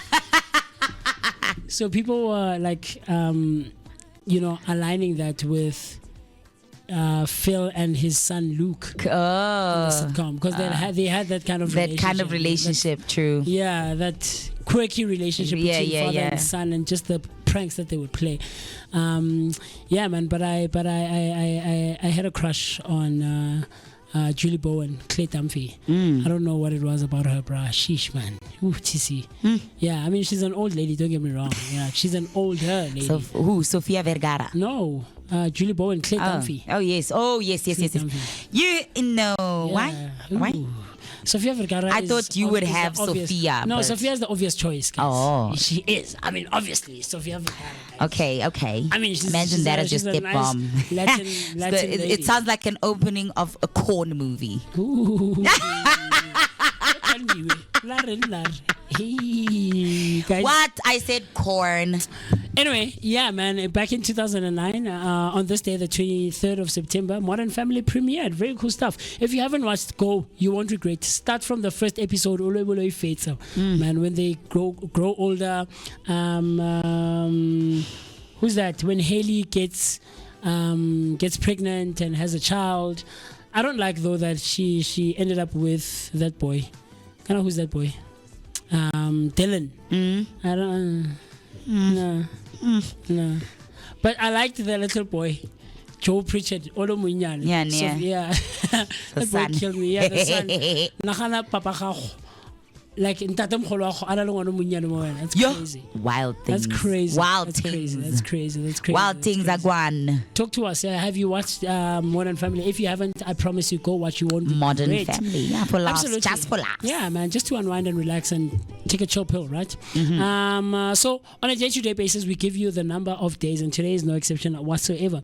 Today is actually the 266th day of the year, and it would be the 267th if it were a leap year. Marks that there are exactly 100 days remaining. That's crazy. That's crazy. I don't know what you say, but it's guys. How are we left with 100 days?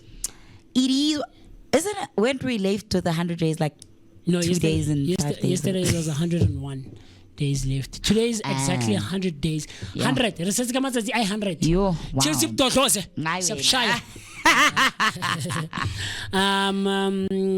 About 3.5 months left, right? It also marks that there are 13 weeks remaining. Very, very, very, very cool stuff. So talk to me. What are you having planned, or what do you have planned for the 100 days that are left in the year, man? Is there something special that you want to look into? Do you have anything special planned for the last 3 months of the year? You asked me this question. No, I'm asking whoever is watching and listening. I'm making eye contact with you, but I'm asking whoever is listening and watching from wherever they are tuned in from, man. Share your thoughts. What do you have planned for the rest of the year, right? And what we're also celebrating today is International Day of Sign Languages. You know what it brings to my mind? First thing. What? You remember when Mandela died back in 2013? I knew you were going to talk about that guy. Love sign amanga yo Joe like. Those were dance moves. That guy wasn't signing, man.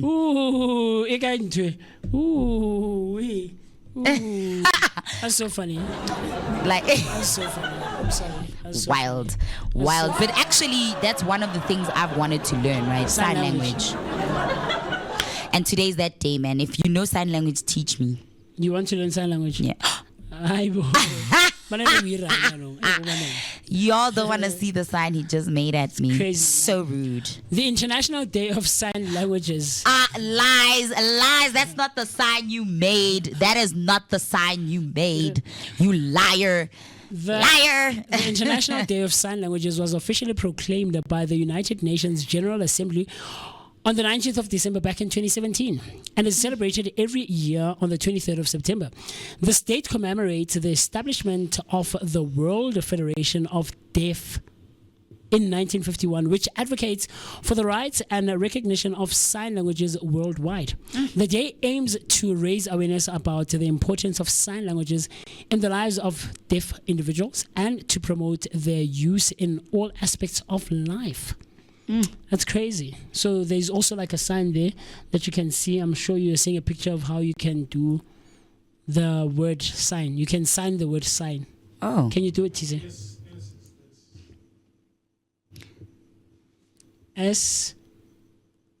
S-I-G. Ooh, how do you fold these two small fingers in?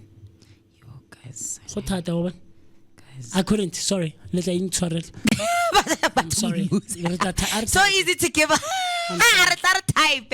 Wow, Sway. But wow. Happy Speaking International emojis. Day. Yeah, once. Ooh, eggplant.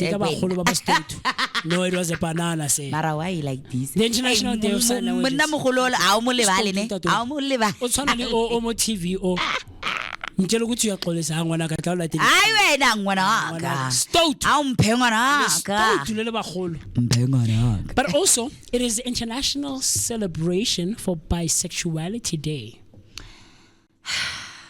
Bua Tandiwe off camera tlholo advocate mo re bolela the way gore bua ba gore community.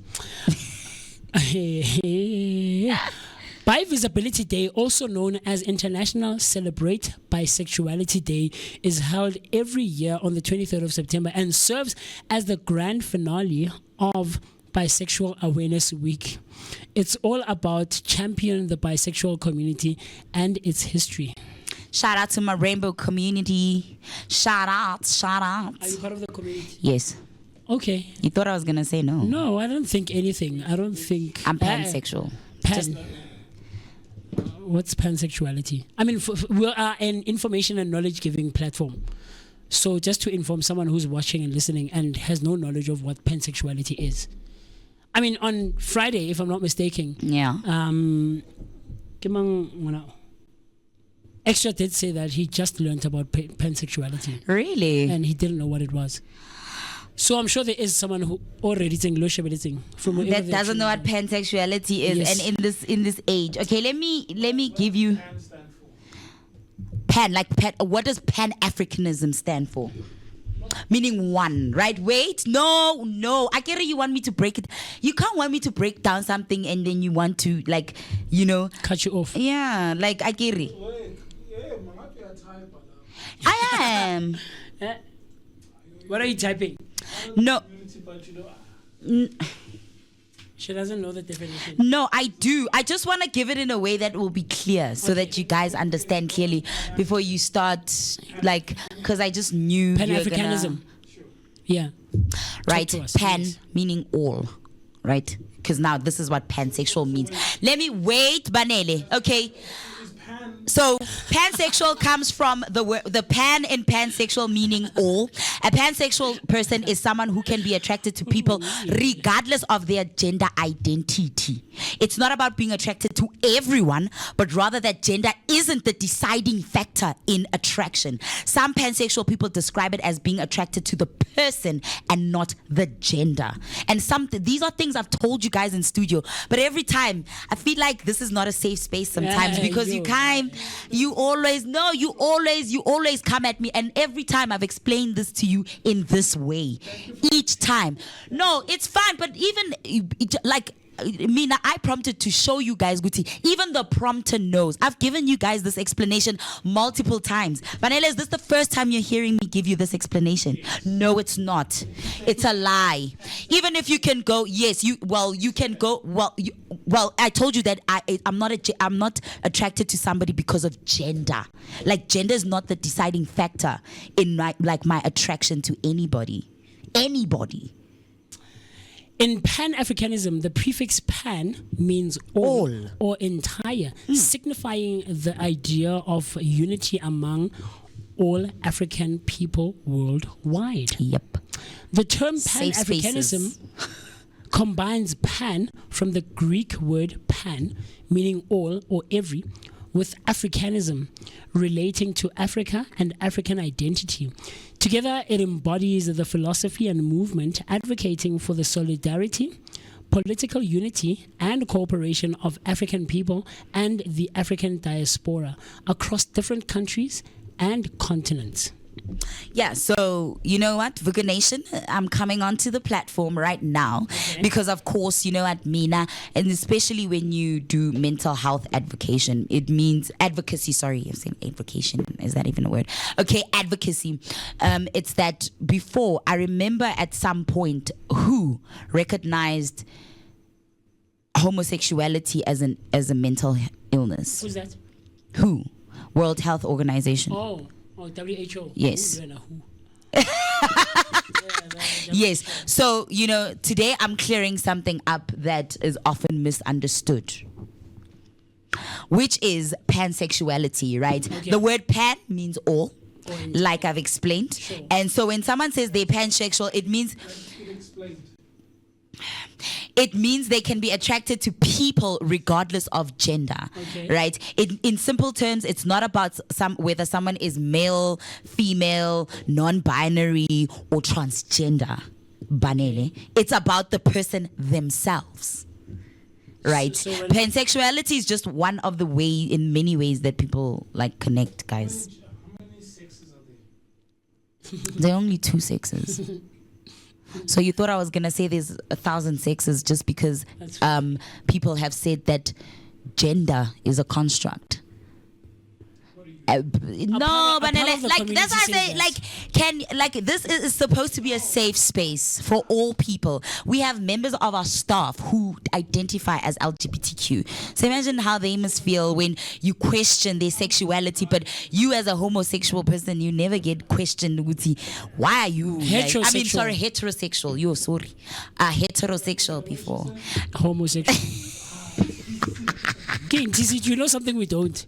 Gore Banele is homosexual. But here's the thing, TC. Here's my thing. And I'm not trying to come for you or the community, right? Okay. But just like you just mentioned that some of our staff members are part of the community. So with regards to what you just said, as heterosexual men, are we not allowed to question, or heterosexual people who are not part of the community and don't understand and are genuinely seeking information? But will you ever understand it is the thing. No, is this something for you to understand, or is this something for you to respect? Because not everything in life you'll understand, but everything in life you can respect, right? Sure. Exactly. I get that, and I grant that to you. Mm-hmm. But because right? You are my colleague, you are directly sitting across from me right now.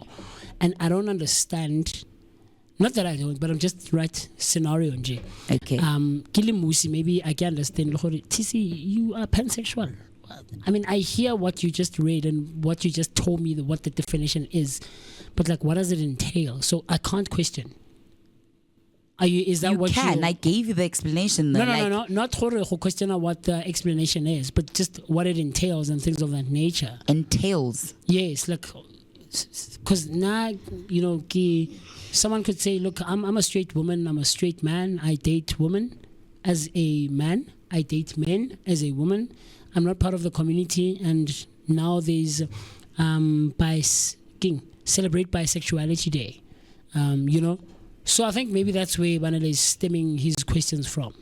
It's in the how I like, but you know what I've also liked about what you've said, Musi, is that you've mentioned how that these things get. The how is the everything, and for me, is how. That's where then I feel like it goes from trying to understand to disrespecting the whole community. thing, okay. the concept and the whole identity. Sure. Do you understand?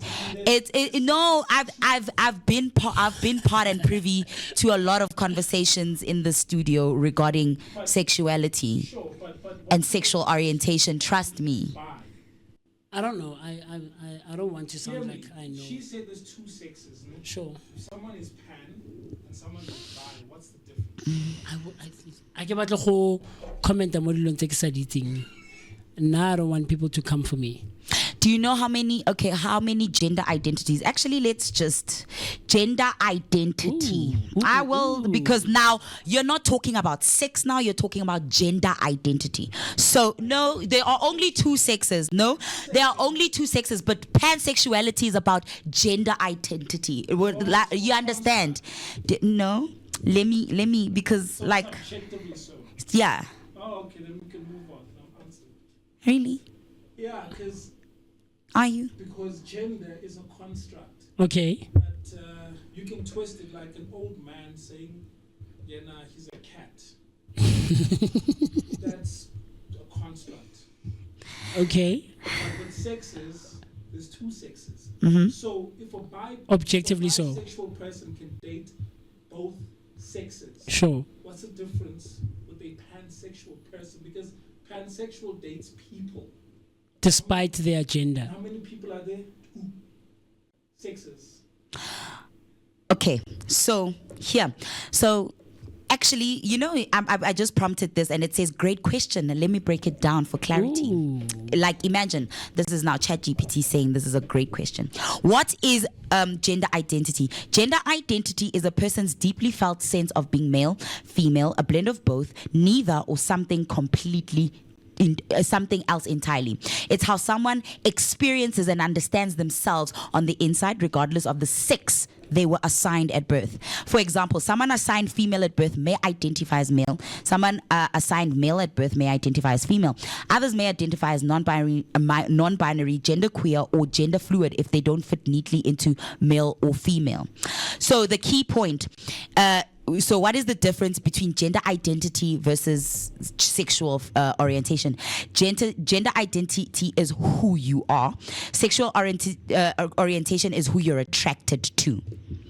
So in simple terms, think of gender identity as the language you use or describe yourself, while sexual orientation is the direction your attraction points to. So do you understand now? Or are we going to debate this? No, I think so. Any longer? We've we can move on. Like we've ever like debated heterosexuality. If you want to, we can. Just last question, then we move on. Sorry, I promise. Ne? No, I don't. I feel like I don't wanna. I feel like I don't wanna answer your questions anymore. Maybe you should actually direct it at the Vooka Nation and see how respected they're gonna feel by your question. No, TC, we're having a conversation. No, but that's what I'm saying. If it is a conversation, you can. Sure. You can. Okay. Like direct it at the Vooka Nation. Sure. So we're having a conversation because some things we don't understand. So the term assigned at birth, where your sex is assigned at birth. Yes. I mean, I thought when sperm, egg come together, that sex is something that's not assigned at birth, but during conception. Yes. That's when it's determined at conception. So umntana magavela, I don't think you assign a sex, but this thing was determined during conception. Yeah, and then during birth, that's when it's confirmed. If that makes sense. Okay. Yes. Yeah, it does make sense. It does, sure. Biology, right? Sure. Sex is assigned during when the egg and the sperm come together. That's when it's determined. And then upon birth, that's when it's confirmed that, oh, it's a male or female. Okay. So the idea of sex being assigned at birth. But in a way, food for thought. Because it gives off a feel and a thought of denying. Questioning. Yeah. Questioning who you were born as or what you were born as we've established objectively, so that there are only two sexes. I'm female. I know I'm female. No, we're not questioning. We're not female. questioning that whether you are female or not, or whether you think you're female or not. I'm just saying holistically, generally. I think this is the conversation now that's been had all over the place surrounding transgender people, mostly in the US and in Britain, right? Where people have been saying this thing of saying there are more than two sexes. Now boys can go into girls' bathrooms, girls can go into boys' bathrooms, like gender neutral bathrooms. Yeah, well, bathrooms, it's fine because I've gone to places where both sexes can use the bathroom. Is it right though? The difference is locker rooms, because even bathrooms, Manele. No, remember, like for example, if you go to the airport and you go to, let's say, a slow lounge, sure, there's bathrooms that both male, female, doesn't matter, can use. Let me make an example because you go there and you lock the door and it's just you. Sure. So it doesn't really matter. So even if you walk out as a male, a female can come in. Sure. But what really makes a difference here is that when we're talking locker rooms, when we go in there, we go as guys or girls, we are free to take off our clothes. Now the question is, if someone comes through that identifies differently, would you be then comfortable to walk around naked in front of that person? Because locker rooms, that's where things are different. Let me make an example for you. You are a father to a young girl. You go with her to the mall. And we know in South Africa, there is a distinction, a clear distinction, female and male bathrooms. And then those family rooms, but those are for toddlers and kids. And What do you do then? And she says, family rooms. Baba, I need to use the facilities. And the family rooms are occupied. Let's stretch it and make it ridiculous. Kabo. So I'll tell you what I've done in the past. I would walk up to the toilets and I would ask one of the ladies that are going into the ladies' bathrooms to help her. Guti, please make sure, politely asking that my daughter needs to use the bathroom. So please assist her. But you see now where. But that's it. That's for me. That's where my jurisdiction is. You see where the distinction now comes in. Do you see where the distinction comes in? Break it down for me. The fact that you had to ask another elder female to help her because you can't go in there as a man. Sure. Right? Yeah, for sure. So that's the thing of like this thing of saying no, identify as. I wake up and I say identify as a female. Can I automatically now make use of female facilities in a public mall? Do you get where it's very dangerous? And now it speaks to this thing where the debate is there in the world now, especially worldwide, where it's starting to get into other countries as well. Can someone automatically wake up? And now it's even in our court systems, in our parliament systems, where it's being challenged. People are trying to challenge it to say, no, we need to have gender neutral bathrooms at a level of primary school. Look, there was a case of this boy, a white boy that raped a little girl. Yeah. And it just goes to show that, look, we need that clear separation. Absolutely. Yeah. I mean, nowadays we're even scared to say kill. We use words like unalive and all of that. We use words like grape. No. I'm laughing. Yeah. We scared to tell things as they are. As objective truths. As objective truths. And I get it. But this is where we are, where now I can be lambasted for calling someone and saying, but you're not what you say you are. And now it also comes to the point that I also like making a whole lot. I love saying this, that just because something has been happening in society means not that it's the right thing.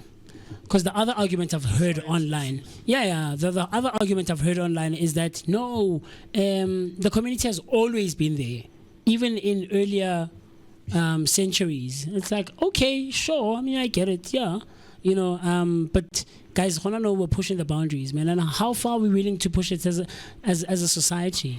I mean, even at elementary level, like primary school, where your child is being told that, look, there are 100 genders.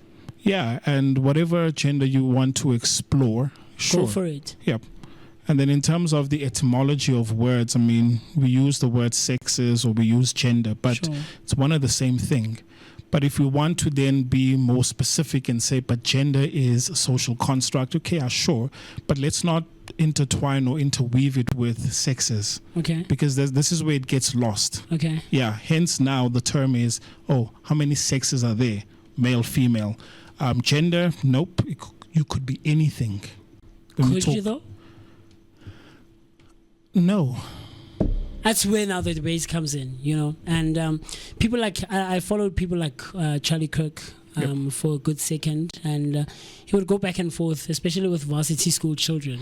Yeah, the perfect example is someone needs medical attention and you are on the phone with a paramedic. They're trying to find out if whether or not is this person I've heard that male example. or female. No, but let's say they get there, the paramedics get there, and this person who is by birth male, and they say, because we can't use pronouns now, I guess.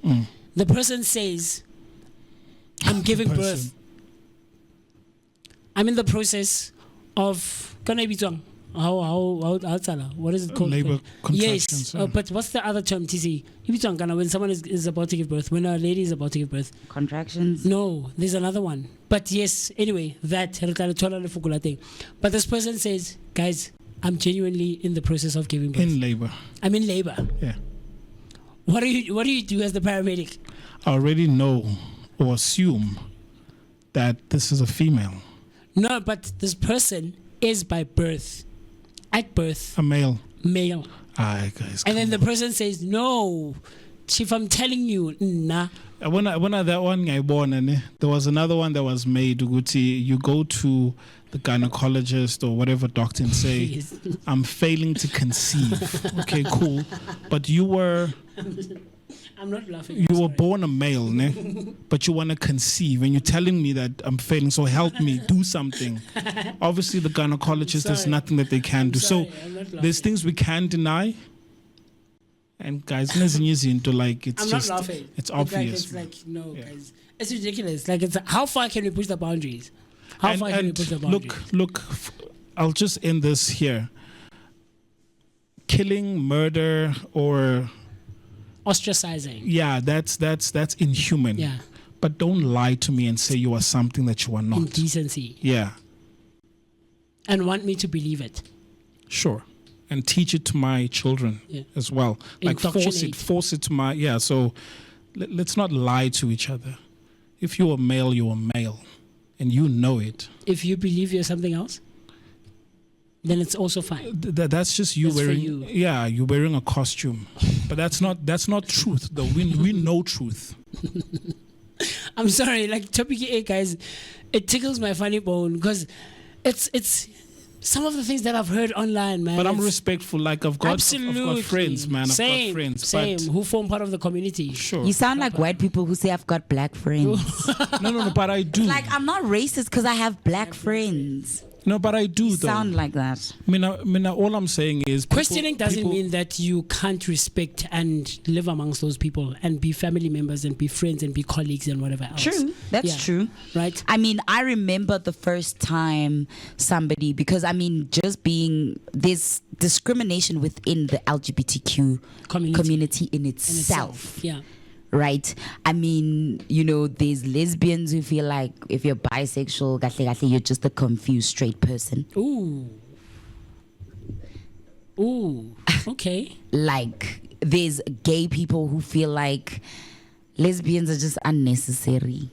There's many opinions that I've heard amongst the community. Variables and factors that contribute. Yeah, like where I've heard even I think Dave Chappelle did a special where he spoke about transgender people. Yeah. Where like he does it a lot. And he got heat for it from the community. And he still goes back and talks and about says like, hey, you guys came for me on the socials. Yeah. So, I mean, and one of the people that I've known and dated who was transgender loved those specials by Dave Chappelle.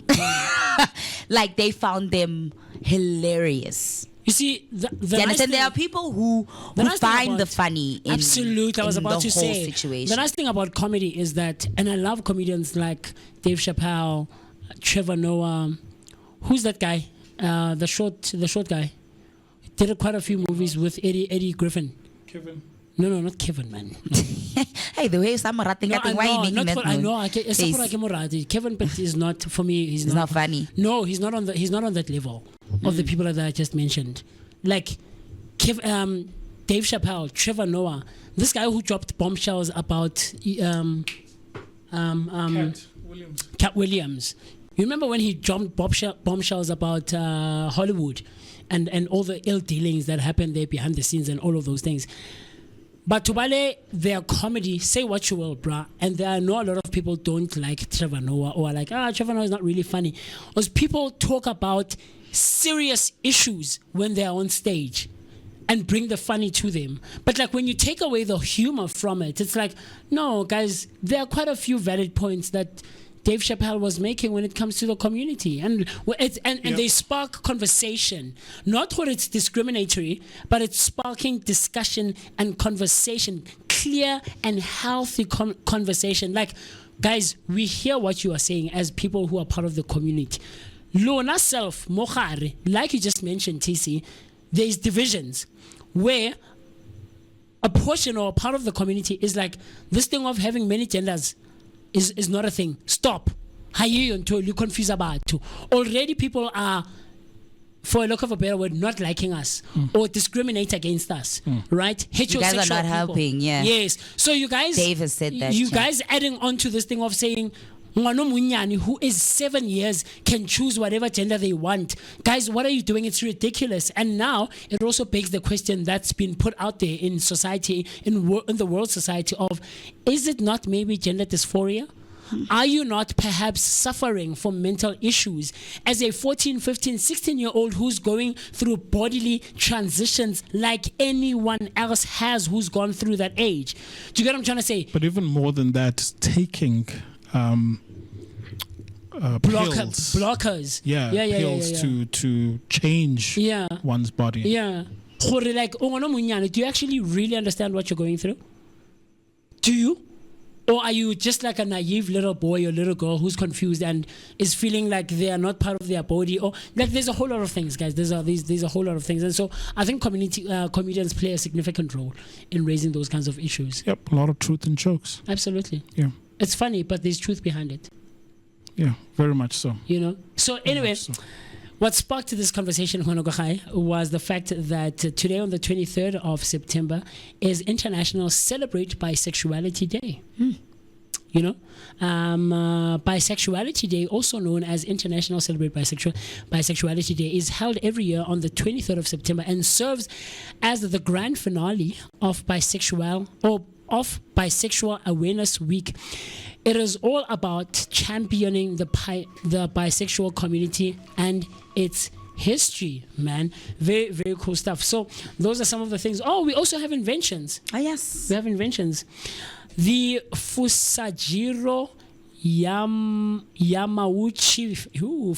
Yamauchi founded Nintendo in Japan. Oh, wow.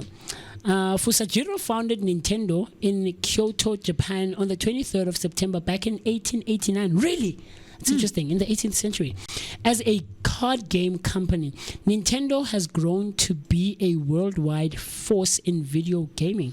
That's interesting. Very, very, very cool stuff. Nintendo, have you played, also, Mr. B? Yeah, quite a lot. In fact, you might be surprised.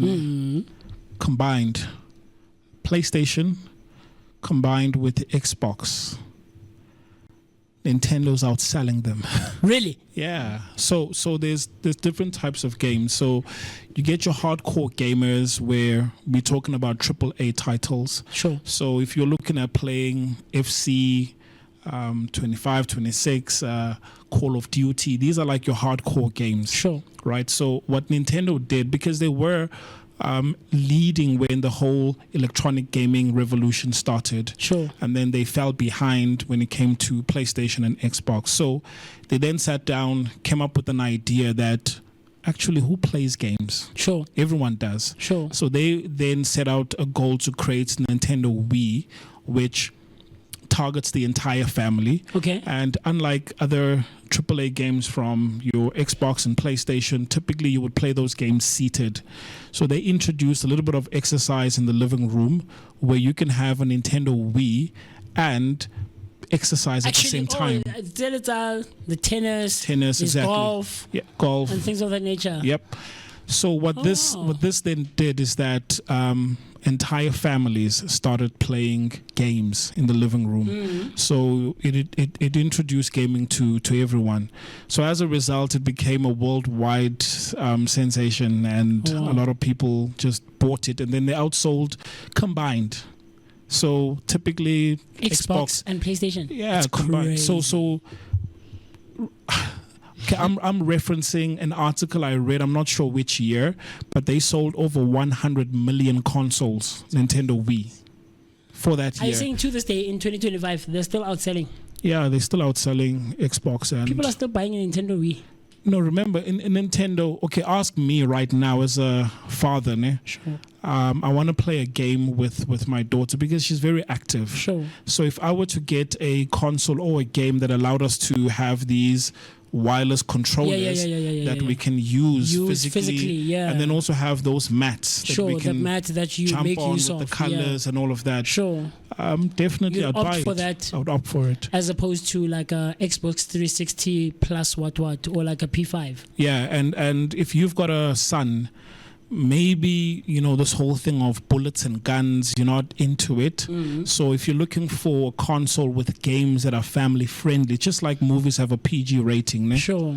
Similarly here, that with games that can be played by the entire family, most parents would actually opt for those kinds of games. That's And where do you crazy. find those games? Yes, they are on Xbox and console, but if you are guaranteed to find games that majority of those games, or possibly even 100%, are family friendly, they're on the Nintendo. That's crazy. Yeah.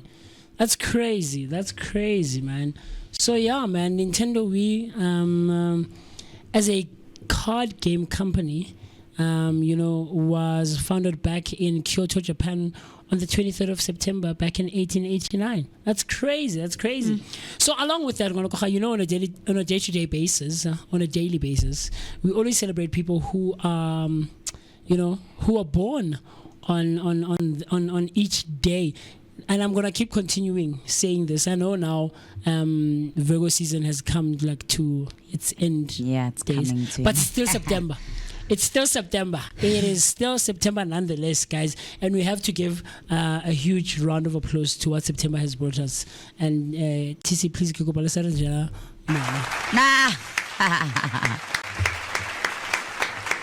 Guys, September has been giving. But it has no. Like but I have no to one's give that to you. business. It has Like been no one's giving. business. So the first birthday that we have today is none other than the Falcon himself, Anthony Mackie. Ah, nice. Anthony Mackie was born on this day back in 1978. What? He's 47. That's crazy. Yes. It's crazy. Born Black on this don't day, crack. on the 23rd of September in 1978. He's turning 47 years, and he gained recognition in 8 Mile, then rose to stardom as Sam Wilson, or the Falcon in the Marvel Cinematic Universe, the MCU, now stepping into the role of Captain America. Do you know the story of how he found out that he was going to take up the shield? Do you know it? Have you seen the interview where Chris Evans talks about it? It's crazy. I love it. Yes. I love it. He's divorced, unfortunately, but was married to Shalita Chapital. From 2014 all the way to 2018, with whom he has 4 children. Something interesting that you might not know about him is that he once dreamed of becoming an engineer and even opened a bar called No Bar in Brooklyn. That's interesting. Huge happy birthday to Anthony Mackie. The other birthday that we're celebrating is Julio Iglesias. Asi Julio. Hey, Julio. Wena ngwana motho mo ntsho. Bathong I know gore J in Spanish is Julio. Asi Julio. No. Julio That's why Iglesias. what's that tequila? Don Julio.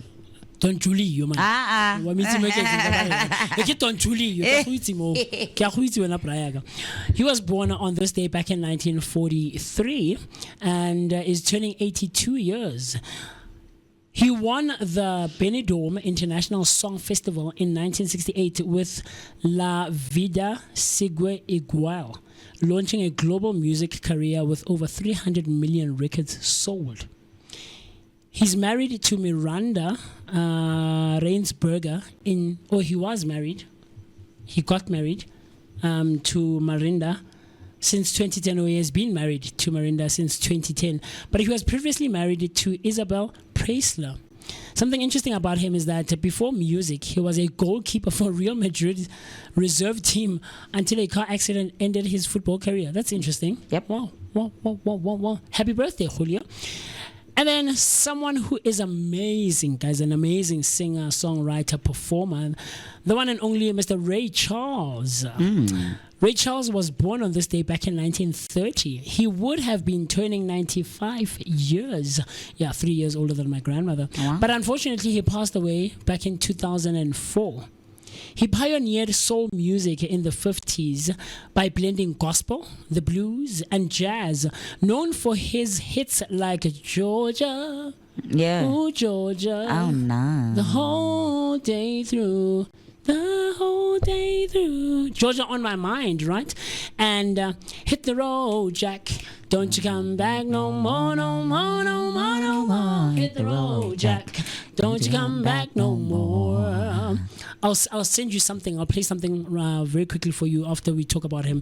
Back in 2020, when COVID hit, and we were indoors, musicians and singers that we part of the choirs and groups and just in the community of singing, right? This one boy called Spusiso did a challenge to all of us to change the what's this thing? The melody, or the wording of the song "Hit the Road, Jack," and the wording was "Hit the Road, Corona." Okay. Right? I'll play it for you. I have it here on my thing. So yeah, man. Ray Charles was born on this day back in 1930. He was married twice, most notably to Della B. You know, have you watched Ray? Right, Jamie Foxx. Not yes. Jamie Foxx. Jamie Foxx, yes. Jamie Foxx. Yeah. Della B. That's Della Beatrice Howard Robinson from 1955 to 1977. Interesting fact is that he lost his eyesight by age 7 due to glaucoma, but went on to become one of the most influential musicians in history. It's crazy, man. So huge happy birthday to everyone who is or who should be celebrating their birthdays. And of course, if there is someone that you know of, that you are knowledgeable of, who should be celebrating their birthday, give them a shout out. Come on into our WhatsApp channel using the number 0604933226. Also jump on into our comment section on YouTube, man. Tell us who that person is so that we can celebrate with them and help you wish them a huge happy birthday. So with that being said, to everyone who should be, who is, and who will be celebrating their birthdays, from us, the Vooka team, the Vooka Nation, we would like to say happy birthday! Woohoo! Yeah! Hip hip hooray! Hip hip hooray! Hip hip hooray! Yeah, man. Very cool stuff. So happy birthday to everyone out there. I'll play that one for you very quickly, TC. The challenge Eki Wangayonaya hit the road Corona. Okay. It was so cool, man. Everyone came with their own twist on the thing. I love it. So it was on the chorus, hit the road, Jack. We would say hit the road, Corona. Okay. Right? But the verse before it, you would have to come up with your own verse. Okay. You know? Let's hear it. So that was cool. So let me play that for you so that you can hear what Musi Mist did, with this challenge. Can do it from this side, right, Mr. B? Sure. Save or just on the thing, né? I think on the thing is okay. Should I save? But yeah, man, I don't. To downloads. There we go. Save. Okay, and then we're gonna go here. Give me a second. I'll have that for you very quickly now.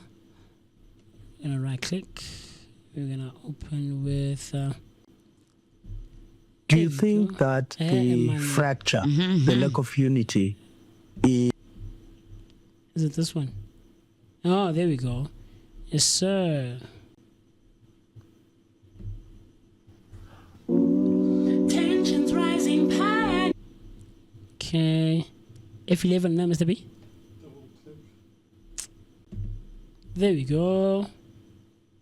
Okay, so this was my rendition, my take on the song Hit the Road Jack, but with the theme of Corona hitting the road.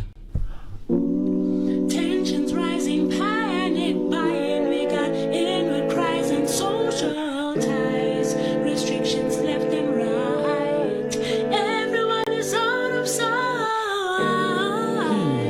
so hit the road, Corona, come back no more, no more, more, no more, hit the road, Corona, don't you come back no more. Hey, hey. Nice. Man. Hit the road, Corona, don't you come back no more, no more, no more, no more. Hit the road, Corona. That's cool, man. Yeah, That's man, cool. that sounded cool. Like, I have to admit. Yeah, everyone like jumped onto the thing, and all of our statuses on WhatsApp were filled with each other's videos, you know, and you would repost the one that you liked the most, man. It was crazy. It was crazy. So yeah, we've been talking for a while. So with that being said, let myself, TC, and Mr. B take a very quick break, and then you and I will see each other right after this. Cool stuff.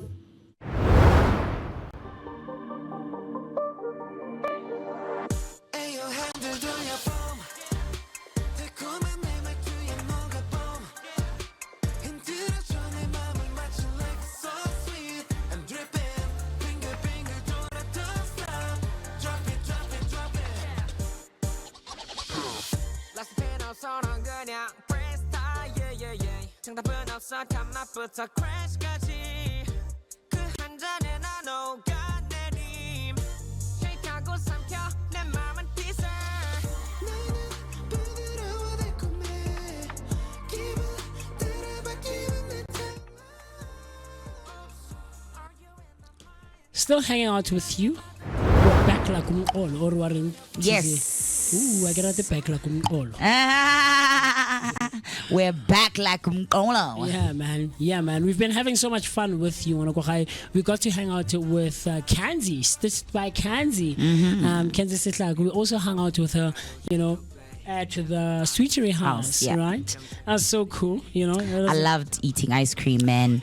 Ice cream, you scream, we all scream for ice cream. It was so nice. I'm such a baby at I think heart. it was a cool way to wind down the Kota Festival weekend, you know, just to bring it down and, you know, just try to balance ourselves out, man. But yeah, we've been having such an amazing time with you, sharing your thoughts, your opinions, and everything else. TC, what do you look forward to tomorrow? The food. But I've been saying, bro, I'm a foodie, and like I am looking forward to the food, but also just, you know, experiencing just the space, bro. Yeah, the atmosphere, the people that are gonna be there. I'm gonna be seeing some familiar faces that I've hosted for Sacred Sunday wellness experiences. Okay. Like the farmer who will be there, Umpati. So I met through, you know, the wellness experiences that I host. Yeah, so, yeah. Okay. Yeah, I'm just to reconnect and connect again with a lot of people. Sure. I feel like tomorrow is going to be a day of like reconnection. Yeah. For me. Okay. Yeah. Mr. B, how about you? I mean, it's going to be your second time. What do you look forward to? So this is more like a challenge for my chefs. Okay. To see what they can come up with. So I want to see extra, like working his magic. From what they would have salvaged. Yeah. So there's no potatoes, there's sweet potatoes. So let's see what he does with the sweet potatoes. Look, cooking it's a creative art. Yeah, man. So I'm looking forward to seeing what the chefs can come up with. And yeah, obviously we're gonna eat that food, but yeah. That's what you look forward to. Yeah. That's cool. That's cool. What do I look forward to? I think I look forward also like more or less like TC, just the holistic experience. Yeah. You know, it was very cool to hang out Kuala on Friday. It's a very cool space, man. Lebo's wife, Maria, is such an amazing woman as well. She's so cool. I mean, we took a picture with her, you know, on Friday. Yeah, man, Heineke is also very cool. The staff, shout out to Ntabi Singh, who took such good care of us Lovely. on Friday. We also gave her a shout out on the live episode on Friday, and she was like, no guys, no, don't talk about me, but she's a nice young lady, But the staff in its entirety, I mean, Brilliant was amazing on the bike tour, and then Sia took over later on. He was also cool. So yeah, man, it promises to be a good day, a good Heritage Day, and again, congratulations to TK, who's gonna come out there, and we're gonna spend the day together. So Wanagokhaya, what are your plans for tomorrow? Are you spending them with family, with colleagues, with friends? What is your Heritage Day going to look like? We look forward to you sharing those pictures with us very bright and early tomorrow morning. Keep sharing your thoughts, your opinions, and everything else in between. Last thoughts, TC? Man, last thoughts. I don't know. I just feel like I'm blessed, right? And I'm choosing today to see that. I have a great community that I've created for myself, a lovely network of people who are so rooted in purpose and, making a positive impact. And of course, I am totally in love with those who keep showing up, and who keep choosing to show up no matter what life throws at them. Yeah. And I choose me. Are you not better on your own, like the song says? Probably. Better on my own. Probably. It's crazy.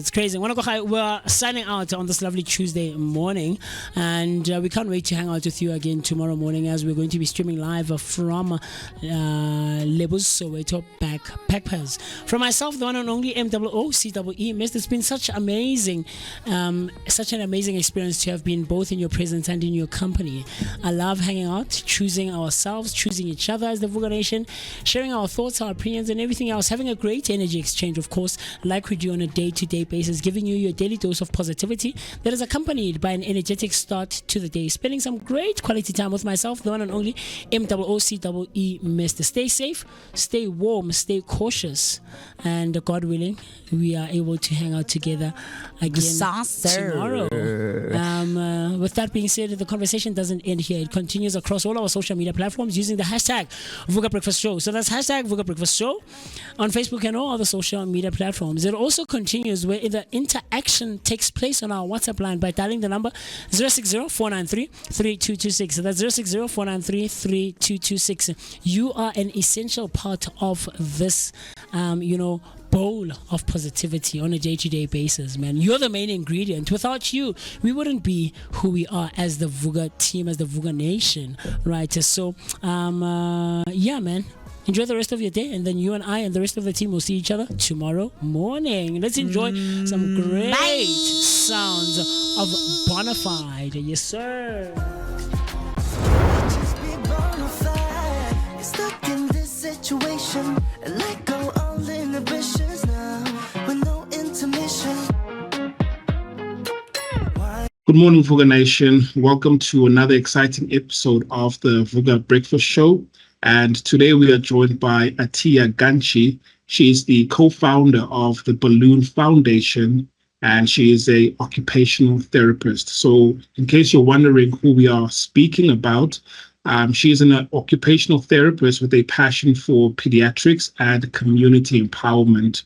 In her second year of study, a visit from Maleka home in Hillbrow inspired her and a group of friends to start the Balloon Foundation. It is a charity that uses people's skills and talent to create opportunities for local communities, focusing on children and female empowerment. Atiya, good morning. Welcome to the show. And how are you doing today? Good morning. Thank you so much for having me. And it's good to be on here for the first time. Thank you so much. One of the things that we focus on here on the show every Mondays is movers and shakers. And your bio basically explains that you are doing something in the community to empower other individuals. So I see that you work with young kids as well as female empowerment. So could you take us through how did you come about to do that? Sure, thank you. So I was in second year of occupational therapy, really facing the worst year of campus because the course is quite intense with anatomy and physiology and those kind of subjects. And I was part of a student society called the MSA, Muslim Students Association, and I was on their committee, and they generally have to do like X amount of charity every year. So they wanted to do a movie day and they wanted to do it with the Malika home. But I wanted to see if we could do more than just a movie day because generally, I mean, kids' homes, the only thing they tend to do is have access to television, and that's Yes. what, it's not really enriching for kids, particularly with coming from an occupational therapy background. So got a few of my friends, and obviously it was the first time I had been in Hillbrow, and it was such an incredible, opportunity to be able to go in and to be welcome to this home. But typically, when I've been to orphanages in the past, we think dorm style, we think, like empty rooms with beds, and might not be the fanciest, but at least livable. But this building was completely different. It was dark, like the roof was falling down, the most intense smell I've ever experienced. And there's like pollution everywhere, really wet on the floors. I think all my senses were overwhelmed going into this building. We went up the stairs and then we were led to like a room that was probably, I don't think, bigger than maybe, let's say, 20 by 20 meters, like just one room. And got into that room, and surprisingly, that was the one room in the whole building that was just filled with so much of light. And Malaika in Arabic means light. So Nice. inside there, the kids were, just filled with so much of love. Like as soon as we got in there, it didn't feel like I was in the middle of Hillbrow in this abandoned building. Felt like I was, I don't know how to describe it, like the amount of love that these kids had. They were jumping on us, playing with us as if they've known us their whole lives. And in there was a really incredible man that was running the home, and we were obviously visitors into his home, and he was so welcoming. Explained to us a little bit about the home, and well, we looked around, and we were all students, second year on budgets, not really in the position to be able to change the world or anything like that. So looked around, and like some of my friends were great at baking, some were great at soccer, some were good at all sorts of things, arts, crafts.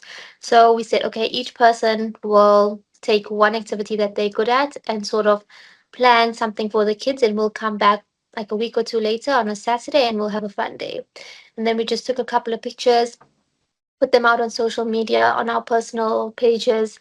And the community had really come to us, given us so many, all sorts of groceries, day to day essentials, to the point where, like, my granny's entire dining room was just covered in donations from people we didn't know, didn't meet. It was insane.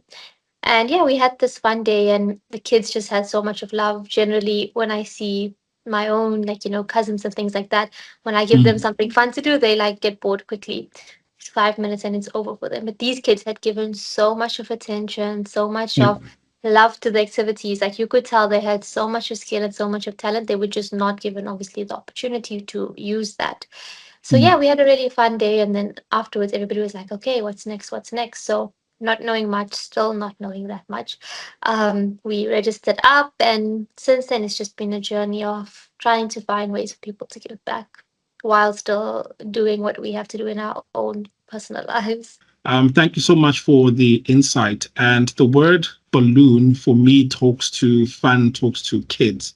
So you and your co-founders, when you founded the Balloon Foundation, what went through the process of coming up with the name? Why the name Balloon? Yes, so that's always the question we get, and I love that question because obviously we had to name ourselves something, and we had all kinds of ideas that came up with our little group. But the reason why we went with Balloon Foundation is because I think a day before our fun day, somebody had called us up and said, "Hey, look, we have a little balloon business. We want to donate balloons." So we were like, "Yes, sure, Nice. whatever." And the balloons came later in the day, and when we brought them into the home, the kids were just so amused by something as simple as a balloon. And a balloon is low resource, it's fairly cheap, it's just literally a sack of air. And it just had brought them so much of joy, so much of excitement. They found so many ways to be creative about it. And for us, it became a symbol of, we don't have many resources. We don't have access to all the knowledge and all the tools to do this, but neither did the kids. They didn't have access to resources themselves. So it just shows as long as there's passion and excitement, we can make something. And that's why we came up with the Balloon Foundation, and we called it Hope on the Rise, because all we had was really hope at that point. I mean, if you inflate a balloon with helium, obviously it goes up since it's less denser than air. So I think, yeah, the statement that hope with rise with hope, sorry, is that what you said? Yeah, Hope on the Rise, yes. Hope on the rise, yes. If it's helium inflated, that's hope on the rise. Okay, so how many co-founders are you? So we were quite a big group, but we registered it up with two of my really close friends. And since then, it's been a growing initiative. Right, no, thanks for that. And then as far as your career or what you are studying for, how do you see the aspect of being in the, is it an NPO or but in the, I'd call it the heart work, as in doing work from the heart, and your career? How do you see both of them coming together? Because yes, there's what you studied for, but at the same time, there's what you saw on that fun day that really captured your heart. So how do you see the occupational therapy and the work that you're doing coming together as a cohesive experience? I think it comes from any career that you might have, that you can find a way to make it as inspiring. And of course, luckily for me, occupational therapy is quite, straightforward as to how it would link to this.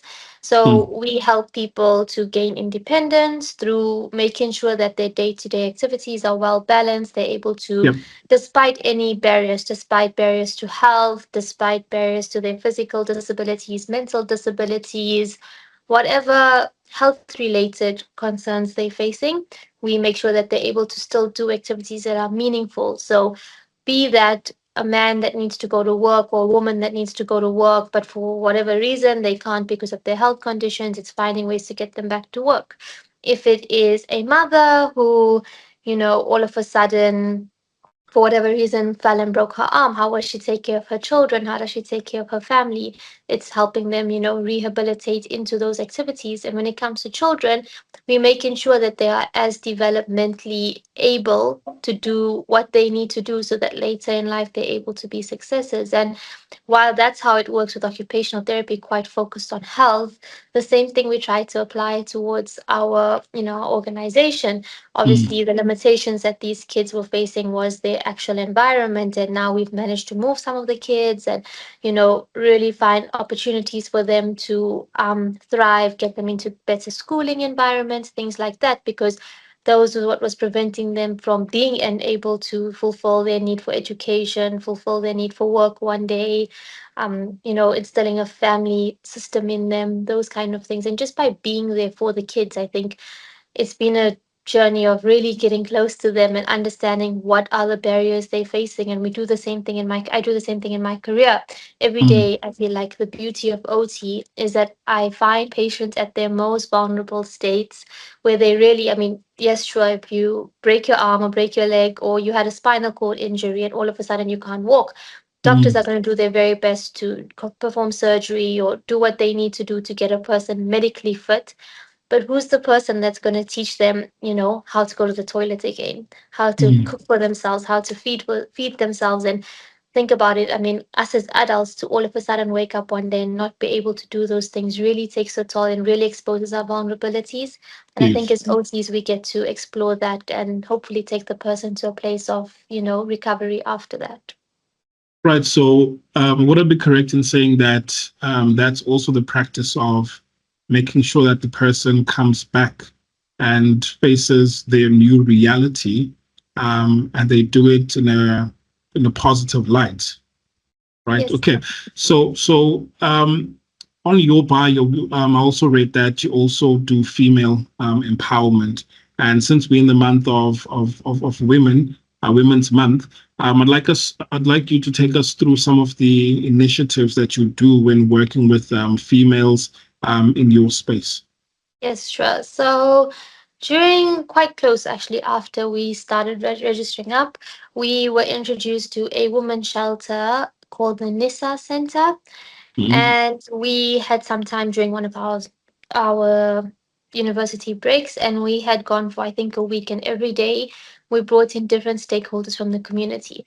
So one was I think bringing a someone from FNB to help the woman just register up bank accounts, because a lot of the women faced abuse. They might have been in financial abuse situations where they didn't know how to manage their money. So we helped with that. We had brought in recruiters to teach them how to make a CV, and together we put together a CV on the one day. Beautiful. We taught them some basic skills like how to change a tire, how to change a light bulb, you know, Nice. just basic skills that women needed to have. And we did it for one week and it was great, but obviously we didn't have the time to continue that ongoing. So what we had done in the future is somebody had come to us and said, look, like we've been doing some research and there's women in the community who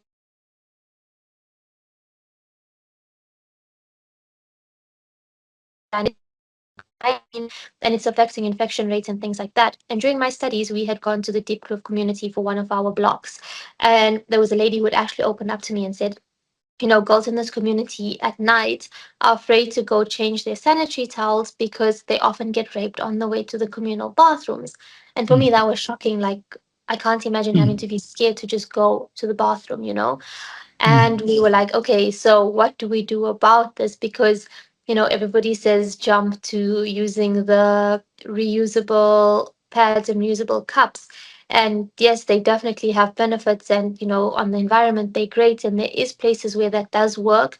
But in communities like your rural communities where girls often don't have access to clean running water, how do they maintain those reusable sort of solutions? So we had partnered with some doctors and we started focusing on the Malika home as well as a school for kids with disability in Davidson. And we said, look, we'll provide the pads. We'll try to raise funds for the pads to the best that we can. But at the same time, we're going to give the girls some education on how to manage their changes that their body's facing, how to manage their hygiene. And just recently, we worked with an incredible doctor from Baragwana Hospital. She was the gynecologist that came in. She really got down to the girls' level, you know, made it feel like a sisterhood, spoke to them about, you know, whatever questions they have. And it was a really amazing session that we had, and we hope to continue that on. So, yeah, recently we've just mostly been focusing on sanitary towels and education at the moment. Yep. Thanks for that. So maybe someone that's watching that is not really clued up with these reusable sanitary pads. One of the questions that might spark is around hygiene, that if they are being reused, is there a concern around hygiene? They have to definitely be washed properly and managed properly, you know, following the instructions when given. And it's great for, you know, homes that have access to the water and, you know, have access to places for it to be dried properly and those kind of things. And there's definitely a place for it in certain homes. But where that isn't available, that's where the constraints I think come. And we don't want to, like, the same thing when we offer girls sanitary pads, even though I think scented pads are cheaper than unscented pads, we're still willing to pay the extra for the unscented pads because scented pads cause higher infection rates. So we try to give the best in all of our initiatives. The same thing that we would want for ourselves, we try to give to our beneficiaries. No, thanks for that. So I see that you've also been abroad, places like London, Abu Dhabi, and you've gained some significant experience there. So obviously there are some differences between how things are done that side and this side. So just as a quick mention, some of the differences, you see that as a country, these are some of the loopholes or gaps that we need to cover compared to the other countries. So yes, I've always wanted to, you know, live abroad purely for wanting to learn on how OT works in different settings and learning from different health systems. That's always been, you know, my biggest aim in living abroad. And I think home will always be home. But I was facing a lot of challenges when working in the public sector, especially as someone who had just recently qualified in 2020. So you're fresh out in the field, and I think I was placed in VAL for my community service.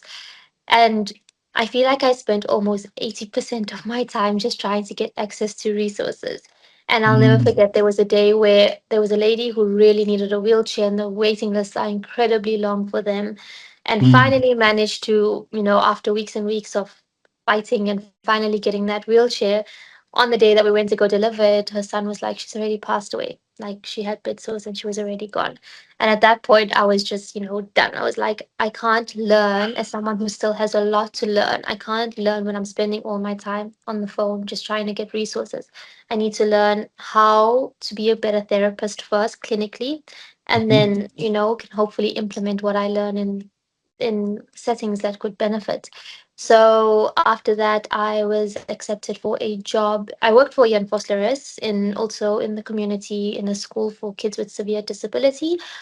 But then afterwards, I was fortunate enough to get a job in Kensington and Chelsea in London. And it was incredible because there they give therapy to patients in their home. So as soon as they come home from hospital for up to 6 weeks, they get carers come in twice, 3 times a day, however much they need. And we actually give the trainers the treatment programs, and tell them what we have to do with the patient so that by the end of 6 weeks, the goal is that they don't need carers anymore. And if they do, it's not as many, and the government pays for it. We also put in all the aids and adaptations that they need. So, be it bed rails, bathroom rails, if they need their showers renovated, beds renovated, whatever they need, we go in and actually recommend and put in the equipment, get it all installed, see that they're safe to use it. And that's how it worked there. So, it was really great because I actually got to see, like, firsthand in my patients' homes how their conditions had impacted them. Whereas in the South African context, we did home visits, I think, once a week. And that wasn't enough for the long waiting list. Patients would ideally need to come to the clinic. And I mean, someone who just had a stroke, just for them to get to the clinic is costly. It's physically taxing. It's not realistic. So seeing it in their homes really did help learn. And then afterwards, I moved to Abu Dhabi, where I think my passion for kids was so stronger than adults, because in London I was working with adults. So worked with kids in Abu Dhabi for a year at a school, and that was also good in the sense that I could see what impact it has on kids when they face their conditions like autism, ADHD, intellectual disabilities, spina bifida. I had like a really big caseload of, I think, almost 25 kids, and actually seeing the impact it has not only on their day-to-day, written classwork, but their social, when they're making friends, when they have lunchtime, the impact all in all. So getting to see that in the school setting for me makes a difference. And you actually get to understand the teachers' challenges, parents' challenges, and it's quite a nice, well-rounded view. So yeah, I think it's definitely helped me understand people more and understand the extent it has on and the impact it has on their lives, and what we can do about it. That's that's something else. I'm just thinking right now that obviously, since you've worked with kids and adults, and therapy is also one of the things that you focus on. According to your experience, do you find that adults are much more open to talking to you, or is it kids? Or is there a difference between the two, that when approaching either a child or an adult, there's some thought that you have to put into it to say that, okay, since it's a kid, I have to approach it this way. And if it's an adult, I have to do it another way. Yeah, I think it's about just thinking about the dignity of the person you're dealing with, firstly. So, kids and adults both have different ways for their dignity to be met, and bearing that in mind Interesting. first. So, when it comes to your adult patients, obviously they can verbally, generally tell you, look, this is the problem, this is what I need. But that also comes with the struggles of them sort of having issues like saying, you know, they might be a little bit less hopeful sometimes because they understand what's happening to them. They understand, especially your physical disabilities. I mean, mentally they're fine, but all of a sudden, I know I can't do this anymore. What's going to happen to me? What's going to happen to my family? And, especially being like a young lady, going into, a male who's in his 40s and, helping him get up so he can go to the toilet is quite takes a lot out of someone's dignity. So Yeah. just being respectful and mindful of that is quite challenging. And I mean, like I've seen a lot of older adults who are like in their 90s, 80s, and their prognosis is not as good as someone that's younger. And you're kind of preparing them sometimes for end of life and those kind of situations. So being, strong yourself and not letting your own emotions take control of the situation is very important when working with adults. Whereas with kids, I think I enjoy the challenge of them not being able to be an open book that tells me, oh, this is what's wrong, but sort of playing with them and getting to know what is their challenges makes it more of a fun puzzle to solve, I guess. And kids, it's kind of getting down to their level, having fun, making it playful, not making them feel like this is, a tedious task where I'm being pulled out of class, I'm put out of class for therapy. All of my friends are carrying on. Why am I the odd one out? Why am I slower? Why are all of my friends doing better than me? Kind of helping them build their confidence so that later in life, they're able to have a good step to their future. Thanks so much, Atia. Makes me think that do you sometimes take work home, and how do you detox? Because there's just so much that you deal with, and it's not like you're going to deal with it just on a surface level, but it can take a toll on you. So how do you probably not take work home, and how do you detox so that you're fresh for the next day? I think I generally do struggle with switching off. Like I'm someone who really struggles with focusing. Probably have undiagnosed ADHD when I compare myself to all the symptoms because I cannot sit still. But I think I'm really fortunate to be in a career that does allow me that flexibility, does allow me to work, in times that are not like an office 9 to 5 job, because that's not something I Right. would manage. I cannot sit at a desk and do that. But I think having a support structure is really important. I'm really grateful for, friends and family around me that are on board and, share the same love and interest as me, even if we're not all in the same field. That definitely makes a difference. And having a supporting partner definitely goes a long way. And I think also knowing Absolutely. your own limits, knowing when to stop, knowing I need a break, knowing to avoid burnout, because as soon as you hit burnout, you're not helping anyone. So yeah, just knowing the signs of that. Well, thank you so much for that. I mean, because I am listening to you here, and obviously you are doing hard work, right? Which also does come with hard work, but doing hard work is something phenomenal. So, just before we wrap up, I want us to go back to the foundation and talk about some of the assistance that you guys are open to receiving, so that you can continue doing the awesome work that you do. So obviously there are challenges, and if there's anyone that's watching that would, like to maybe lend a hand, and it doesn't even have to be something that big, but where can they reach you, and what form of assistance can they contribute towards this initiative so that the doors remain open and the impact is felt out there? Sure. So we have actually recently been able to acquire with another sort of organization a plot of land that's been developed for a new kids home that is in the Deer and Lunasia side. So Okay. it's taken them out of an unsafe, because the home that they're in now we know is not safe. It's not, it's not conducive for living. And every day I think to myself, what if something happens? What if something happens to the kids there? So we've actually managed to acquire a new space, and a lot of the kids have moved. We're hoping to move more by, if not all, by the end of the year, with obviously consent and things like that. But there's a new home that we've in the process of purchasing, where it's run by a really amazing team that can dedicate and stay with the kids on the property. They involved, there's house mothers, they qualified and really good at their jobs. But the kids are now actually, the boys are going to Curo, which is a really good school, Wow. and the Okay. girls are going to also a private kind of schooling. And obviously the costs at that are really high. Like our costs Yes. every Yes. month are really high. And the only way that's possible is through donations. And I mean, Sure. I'm sure people are thinking, oh my God, that's probably really talking about a lot of money. Yes, we are, but every small amount makes a difference. be it 100 Rand every month, be it 1,000 Rand every month, whatever it is, it makes a difference to go a long way. And, reach out to us and say, look, I have this that I can contribute. Is it something you need? And we'll find a way to use it. And if we can't use it, we'll find somewhere else that it can be used.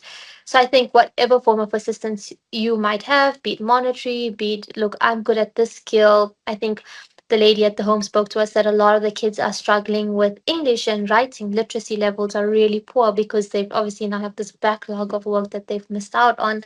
So she's looking for tutors. We can try set up online ways for you to tutor the kids. Whatever it is, come to us with an idea, come to us with your passion, and we'll try find a place for it. But yeah, I think at the moment, funds are our biggest issue with trying to make this move as successful as possible.